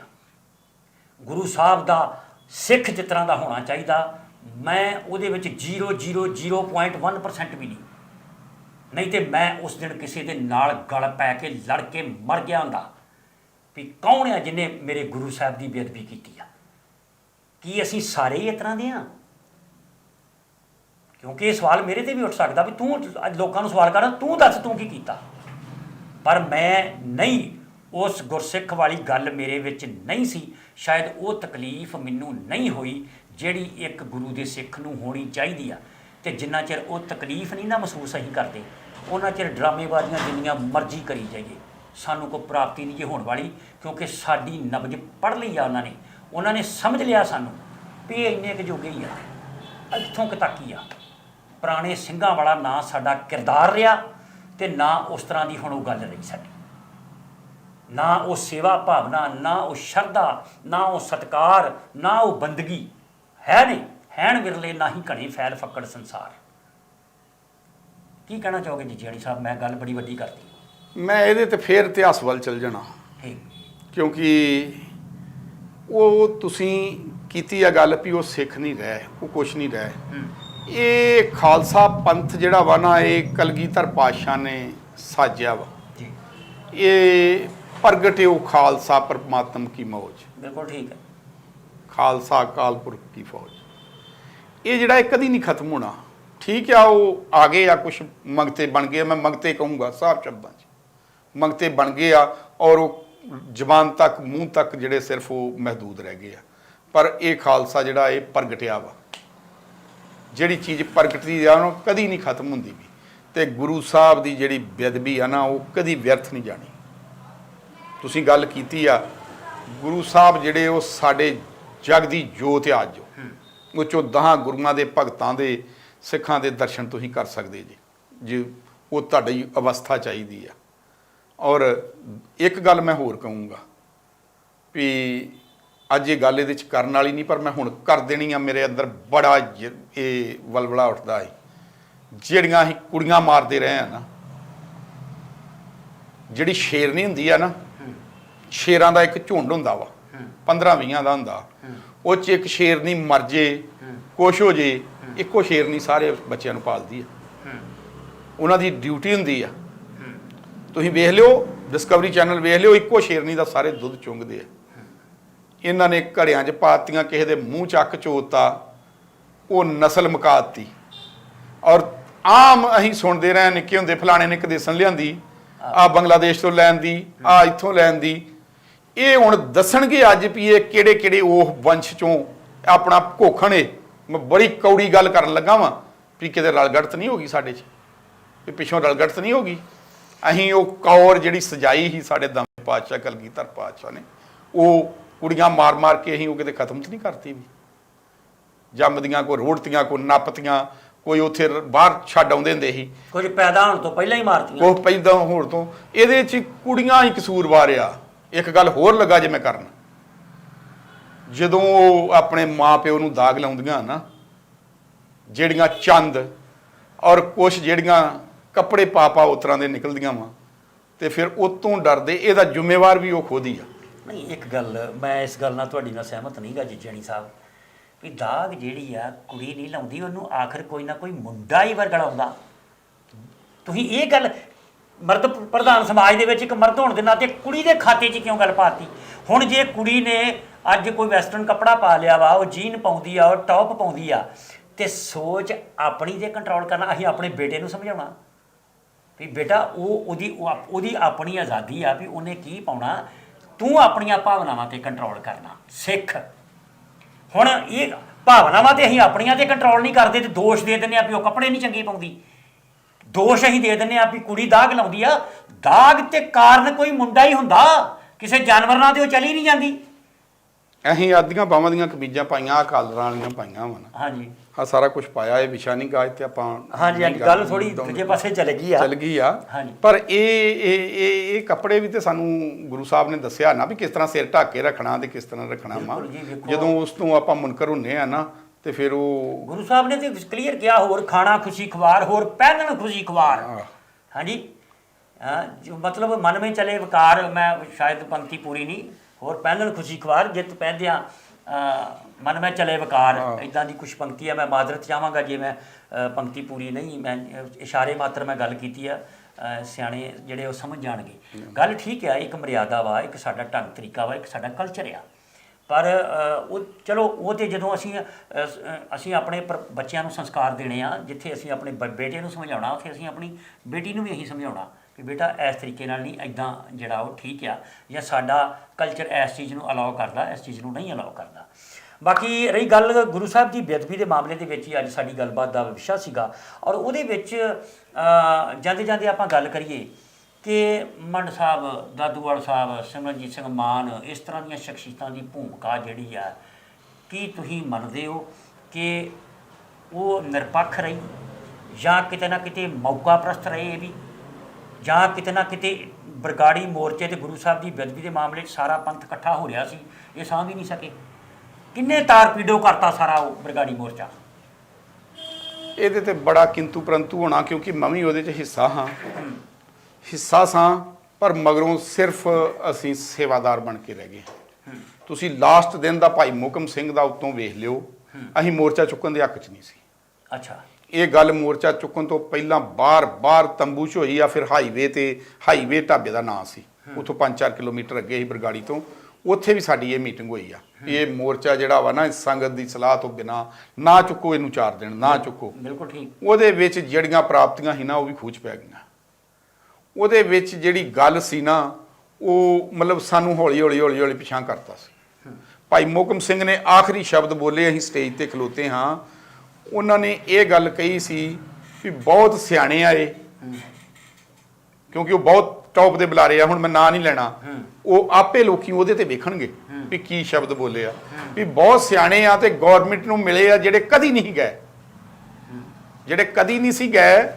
ਕਿਸੇ ਪ੍ਰਧਾਨ ਮੰਤਰੀ ਦੇ ਘਰ ਨਹੀਂ ਗਏ ਤੇ ਉਹ ਤ੍ਰਿਪਤ ਬਾਜਵੇ ਦੇ ਘਰ ਵੀ ਗਏ, ਉਹ ਸੁਖੀ ਰੰਧਾਵੇ ਦੇ ਘਰ ਵੀ ਗਏ।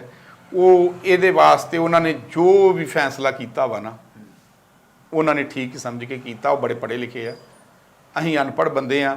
ਅਸੀਂ ਗੁਰੂ ਗ੍ਰੰਥ ਸਾਹਿਬ ਦੇ ਸੇਵਾਦਾਰ ਹਾਂ। ਸਾਡੀ ਬੁੱਧਵਾਰ ਦੀ ਤੇ ਸ਼ਨੀਵਾਰ ਦੀ ਡਿਊਟੀ ਸੀ ਵੀ ਤੁਸੀਂ ਸੰਗਤ ਲੈ ਕੇ ਆਉਣੀ ਆ। ਅਸੀਂ ਸੰਗਤਾਂ ਲੈ ਕੇ ਜਾਂਦੇ ਰਹੇ ਹਾਂ ਤੇ ਅਸੀਂ ਸੰਗਤਾਂ ਲੈ ਕੇ ਜਾਂਦੇ ਰਹੇ ਹਾਂ। ਫਿਰ ਸਾਡੀ ਜਦੋਂ ਪੇਸ਼ ਨਹੀਂ ਗਈ ਤੇ ਅਸੀਂ ਫਿਰ ਮਤਲਬ ਸਾਡੀ ਨਹੀਂ ਮੰਨੀ ਗਈ ਉਸ ਟਾਈਮ ਤੇ। ਇਹਦੇ ਨਾਲ ਹੀ ਅਸੀਂ ਅੱਜ ਦੀ ਗੱਲਬਾਤ ਦਾ ਸਿਲਸਿਲਾ ਹੁਣ ਇੱਥੇ ਖਤਮ ਕਰਦੇ ਹਾਂ ਜੀ। ਇੱਕ ਗੱਲ ਮੈਂ ਆਪਣੇ ਗੁਰੂ ਨਾਨਕ ਨਾਮ ਲੇਵਾ ਸੰਗਤਾਂ ਦੇ ਨਾਲ ਜ਼ਰੂਰ ਕਰਨੀ ਚਾਹਾਂਗਾ ਕਿ ਬਹੁਤ ਥੋੜਾ ਸਮਾਂ ਰਹਿ ਗਿਆ 2022 ਦੇ ਵਿੱਚ ਪੰਜਾਬ ਦੇ ਵਿੱਚ ਇਲੈਕਸ਼ਨ ਹੋਣ ਜਾ ਰਹੀ ਹੈ। ਇੱਕ ਪਾਰਟੀ ਜਿਹਦੇ ਤੇ ਦੂਸ਼ਣ ਲੱਗਦਾ ਕਿ ਉਹ ਗੁਰੂ ਸਾਹਿਬ ਦੀ ਬੇਅਦਬੀ ਕਰਵਾਉਣ ਵਾਲੀ ਆ, ਇੱਕ ਪਾਰਟੀ ਹੈ ਜਿਹੜੀ ਗੁਰੂ ਸਾਹਿਬ ਦੀ ਬੇਅਦਬੀ ਦੀ ਜਾਂਚ ਕਰਵਾਉਣ ਵਾਲੀ ਆ ਔਰ ਉਹਦੇ ਤੇ ਉਹਨਾਂ ਨੇ ਵਾਅਦਾ ਕੀਤਾ ਕਿ ਦੋਸ਼ੀਆਂ ਨੂੰ ਸਜ਼ਾਵਾਂ ਦੇਵਾਂਗੇ। ਉਹਨਾਂ ਦੀ ਵੀ ਟਰਮ ਲਗਭਗ ਪੂਰੀ ਹੋਣ ਜਾ ਰਹੀ ਹੈ ਤੇ ਉਹ ਵੀ ਕੁਝ ਨਹੀਂ ਕਰ ਸਕੇ। 2022 ਦੇ ਵਿੱਚ ਵੋਟਾਂ ਪਾਉਣ ਲੱਗੇ ਇੱਕ ਵਾਰੀ ਗੁਰੂ ਗ੍ਰੰਥ ਸਾਹਿਬ ਜੀ ਨੂੰ ਮੱਥਾ ਟੇਕ ਕੇ ਜਾਇਓ, ਸ਼ਾਇਦ ਤੁਹਾਨੂੰ ਕੁਝ ਯਾਦ ਆ ਜਾਏ। ਫਿਰ ਫੈਸਲਾ ਕਰਿਓ ਕਿ ਕਿਸ ਧਿਰ ਨੂੰ ਹੁਣ ਤੁਸੀਂ ਸੱਤਾ ਦੇਣੀ ਹੈ, ਪੰਜਾਬ ਦਾ ਕਬਜ਼ਾ ਦੇਣਾ। ਕੀ ਕਹਿਣਾ ਚਾਹੋਗੇ ਜੀ ਜੀਣ ਸਾਹਿਬ ਜਾਂਦੇ ਜਾਂਦੇ? ਮੈਂ ਇਹਦੇ ਵਿੱਚ ਇੱਕ ਅੱਜ ਕੱਲ੍ਹ ਮੁੱਦਾ ਜਿਹੜਾ ਬੜਾ ਚੱਲ ਰਿਹਾ ਵਾ, ਕੁੰਵਰ ਵਿਜੇ ਪ੍ਰਤਾਪ ਬਾਰੇ ਗੱਲ ਹੋਈ ਆ ਅੱਜ ਤੱਕ ਦੇ। ਮਤਲਬ ਕੁਛ ਲੋਕ ਜਿਹੜੇ ਆ ਨਾ, ਮੈਂ ਸੋਸ਼ਲ ਮੀਡੀਆ 'ਤੇ ਪੜ੍ਹਿਆ ਸੀ ਵੀ ਉਹਨਾਂ ਨੇ ਕਿਹਾ ਵਾ ਵੀ ਇਹਨੂੰ ਵੀ ਸਿਮਰਜੀਤ ਸਿੰਘ ਮਾਨ ਵਾਂਗੂ ਤਾਂ ਨਹੀਂ ਕੀਤਾ। ਮਤਲਬ ਲੋਕਾਂ ਦੇ ਸ਼ੱਕ ਇਹੋ ਜਿਹੇ, ਇਹ ਮੇਰੀ ਨਹੀਂ ਸੋਸ਼ਲ ਮੀਡੀਆ ਦੀ ਗੱਲ ਮੈਂ ਕਰ ਰਿਹਾ ਵਾਂ ਵੀ ਕੁੰਵਰ ਵਿਜੇ ਪ੍ਰਤਾਪ ਸਿੰਘ ਨੂੰ ਵੀ ਨਹੀਂ ਤੇ ਪੂਰਾ ਮਤਲਬ ਫਿੱਟ ਕਰਕੇ ਲਿਆਂਦਾ ਜਾ ਰਿਹਾ। ਔਰ ਕੁਝ ਲੋਕਾਂ ਨੇ ਨਵਜੋਤ ਸਿੰਘ ਸਿੱਧੂ ਤੇ ਬੜੀਆਂ ਜ਼ਿਆਦੀਆਂ ਆਸਾਂ ਲਾਈਆਂ ਸੀ। ਮੈਂ ਉਹਦੇ ਤੇ ਇਹ ਗੱਲ ਕਹੂੰਗਾ ਵੀ ਜੇ ਲੋਕਾਂ ਨੇ ਆਸਾਂ ਲਾਈਆਂ ਸੀ ਨਾ ਤੇ ਉਹਨੂੰ ਫੈਸਲਾ ਲੈਣਾ ਚਾਹੀਦਾ। ਉਹ ਅੱਜ ਤੱਕ ਭੀਸ਼ਮ ਪਿਤਾਮਾ ਬਣ ਕੇ ਬੈਠਾ ਵਾ ਔਰ ਮੇਰਾ ਖਿਆਲ ਆ ਵੀ ਸ਼ਾਇਦ ਭੀਸ਼ਮ ਪਿਤਾਮਾ ਹੀ ਰਹਿ ਜਾਊਗਾ। ਨਹੀਂ, ਉਹ ਸੱਚ ਨੂੰ ਸੱਚ ਕਹੀ ਜਾਂਦਾ। ਭੀਸ਼ਮ ਪਿਤਾਮਾ ਤੇ ਸੱਚ ਨੂੰ ਸੱਚ ਕਹਿੰਦੇ ਨਹੀਂ ਸਨ। ਨਹੀਂ, ਭੀਸ਼ਮ ਪਿਤਾਮਾ ਇੱਕ ਬਹੁਤ ਵੱਡੇ ਯੋਧੇ ਸੀ ਪਰ ਉਹ ਫੈਸਲਾ ਨਹੀਂ ਲੈ ਸਕੇ। ਗੱਲ ਤੇ ਆ ਫੈਸਲਾ ਸਾਹਮਣੇ ਇੱਕ ਪੋਤਰਿਓ ਉਹ ਆਪਣੀ ਪ੍ਰਤੀਗਿਆ ਦੇ ਅਨੁਸਾਰ ਫੈਸਲਾ ਤੇ ਲਿਆ ਹੀ ਸੀ। ਉਹ ਭਾਵੇਂ ਗਲਤ ਸੀ ਭਾਵੇਂ ਸਹੀ ਸੀ, ਉਹਨਾਂ ਬਸ ਉਸੇ ਪੱਖ ਦੀ ਗੱਲ ਨਿਭਾ। ਇਹੋ ਜੀ ਪ੍ਰਤੀਗਿਆ ਕੋਈ ਨਹੀਂ ਵੀ ਮੇਰੀ ਪੋਤਰਿਓ ਨੌ ਨੂੰ ਉੱਥੇ ਨੰਗਿਆ ਕੀਤਾ ਜਾਵੇ ਤੇ ਮੈਂ ਆਖਾਂ ਮੈਂ ਬਹੁਤ ਵੱਡਾ ਯੋਧਾ ਵਾਂ। ਮੈਂ ਨਹੀਂ ਇਹ ਮੰਨਦਾ। ਇਹਦੇ 'ਚ ਇਹਨੂੰ ਬਾਹਰ ਆਉਣਾ ਚਾਹੀਦਾ ਵਾ। ਜੇ ਲੋਕੀ ਉੱਤੇ ਯਕੀਨ ਕਰ ਰਹੇ ਆ ਨਾ ਤੇ ਉਹਨੂੰ ਬਾਹਰ ਨਿਕਲ ਕੇ ਇਹਦੇ ਖੁੱਲ ਕੇ ਦੱਸਣਾ ਚਾਹੀਦਾ ਵਾ ਵੀ ਮੈਂ ਕੀ ਕਰ ਸਕਦਾ ਵਾਂ। ਵੇਖੋ ਇਸ ਵਕਤ ਉਹ ਕੈਪਟਨ ਸਾਹਿਬ ਦੇ ਖਿਲਾਫ ਬੋਲਣ ਡਿਆ ਹੈ ਤੇ ਉਹ ਆਂਦੇ ਵੀ ਤੇਰੇ ਸਾਹਮਣੇ ਬੈਠ ਕੇ ਰੋਣਾ ਤੇ ਦੁੱਖ ਤੈਨੂੰ ਨਹੀਂ ਦੱਸਣਾ। ਉਹ ਤੇ ਦੱਸੀ ਵੀ ਜਾਂਦੇ ਆ ਤੇ ਸਾਹਮਣੇ ਬੈਠ ਕੇ ਵਿੱਚ ਰਹਿ ਕੇ ਸਾਰੀ ਗੱਲ ਕਰੀ ਵੀ ਜਾਂਦੇ ਨੇ ਨਵਜੋਤ ਸਿੱਧੂ। ਚਲੋ ਇਸ ਵਿਸ਼ੇ ਦੇ ਉੱਤੇ ਫੇਰ ਕਦੀ ਲੰਮੀ ਚੌੜੀ ਆਪਾਂ ਗੱਲਬਾਤ ਜ਼ਰੂਰ ਕਰਾਂਗੇ। ਅੱਜ ਇਹ ਸਾਡਾ ਵਿਸ਼ਾ ਸੀਗਾ ਗੁਰੂ ਗ੍ਰੰਥ ਸਾਹਿਬ ਜੀ ਦੀ ਬੇਅਦਬੀ ਦੇ ਸੰਬੰਧ ਦੇ ਵਿੱਚ, ਜਿਹਦੇ ਵਿੱਚੋਂ ਨਾ ਤੇ ਕੋਈ ਰਾਜਸੀ ਧਿਰ ਕੁਝ ਕੱਢ ਸਕੀ ਹੈ, ਨਾ ਕੋਈ ਧਾਰਮਿਕ ਧਿਰ ਕੁਝ ਕੱਢ ਸਕੀ ਹੈ। ਸੰਗਤ ਦੇ ਮਨ ਦੇ ਵਿੱਚ ਉਹ ਰੋਸ, ਉਹ ਵਲਵਲੇ ਅਜੇ ਉਸੇ ਤਰ੍ਹਾਂ ਹੀ ਬਣੇ ਹੋਏ ਨੇ। ਇਹ ਕਿਤੇ ਇਸ ਤਰ੍ਹਾਂ ਨਾ ਹੋ ਜਾਏ ਵੀ ਜੇ ਸਰਕਾਰਾਂ ਜਾਂ ਭਾਰਤੀ ਨਿਆਂ ਪ੍ਰਣਾਲੀ ਨਿਆਂ ਕਰਨ ਦੇ ਵਿੱਚ ਅਸਮਰਥ ਰਹਿੰਦੀ ਹੈ ਜਾਂ ਅਸਫਲ ਰਹਿੰਦੀ ਹੈ ਤੇ ਕਿਤੇ ਇੰਜ ਨਾ ਹੋ ਜਾਏ ਕਿ ਲੋਕ ਫੈਸਲਾ ਕਰਨ ਲਈ ਆਪ ਮਜਬੂਰ ਹੋ ਜਾਣ। ਕਈ ਵਾਰੀ ਲੋਕ ਫਿਰ ਆਪਣੇ ਹੱਥ 'ਚ ਕਾਨੂੰਨ ਲੈ ਲੈਂਦੇ ਹੁੰਦੇ ਨੇ। ਅਸੀਂ ਚਾਹੁੰਦੇ ਹਾਂ ਕਿ ਜਿਹੜੀਆਂ ਵੀ ਸਾਡੀ ਭਾਰਤੀ ਨਿਆਂ ਪ੍ਰਣਾਲੀ ਆ ਉਹ 'ਤੇ ਸਾਨੂੰ ਬਹੁਤ ਭਰੋਸਾ ਹੈ, ਉਹ ਜ਼ਰੂਰ ਇਨਸਾਫ ਕਰੇਗੀ। ਔਰ ਇਸ ਤਰ੍ਹਾਂ ਦਾ ਮੌਕਾ ਸ਼ਾਇਦ ਨਾ ਕਦੀ ਆਵੇ ਕਿ ਲੋਕਾਂ ਨੂੰ ਆਪ ਇਨਸਾਫ ਕਰਨਾ ਪਏ, ਕਿਉਂਕਿ ਲੋਕਾਂ ਦਾ ਕੀਤਾ ਇਨਸਾਫ ਬਹੁਤ ਖਤਰਨਾਕ ਤੇ ਬਹੁਤ ਘਾਤਕ ਹੁੰਦਾ ਹੈ। ਬਹੁਤ ਮਿਹਰਬਾਨੀ ਜੀ। ਤੁਸੀਂ ਦੇਖਦੇ ਰਹਿਣਾ ਪੰਜਾਬ 1799।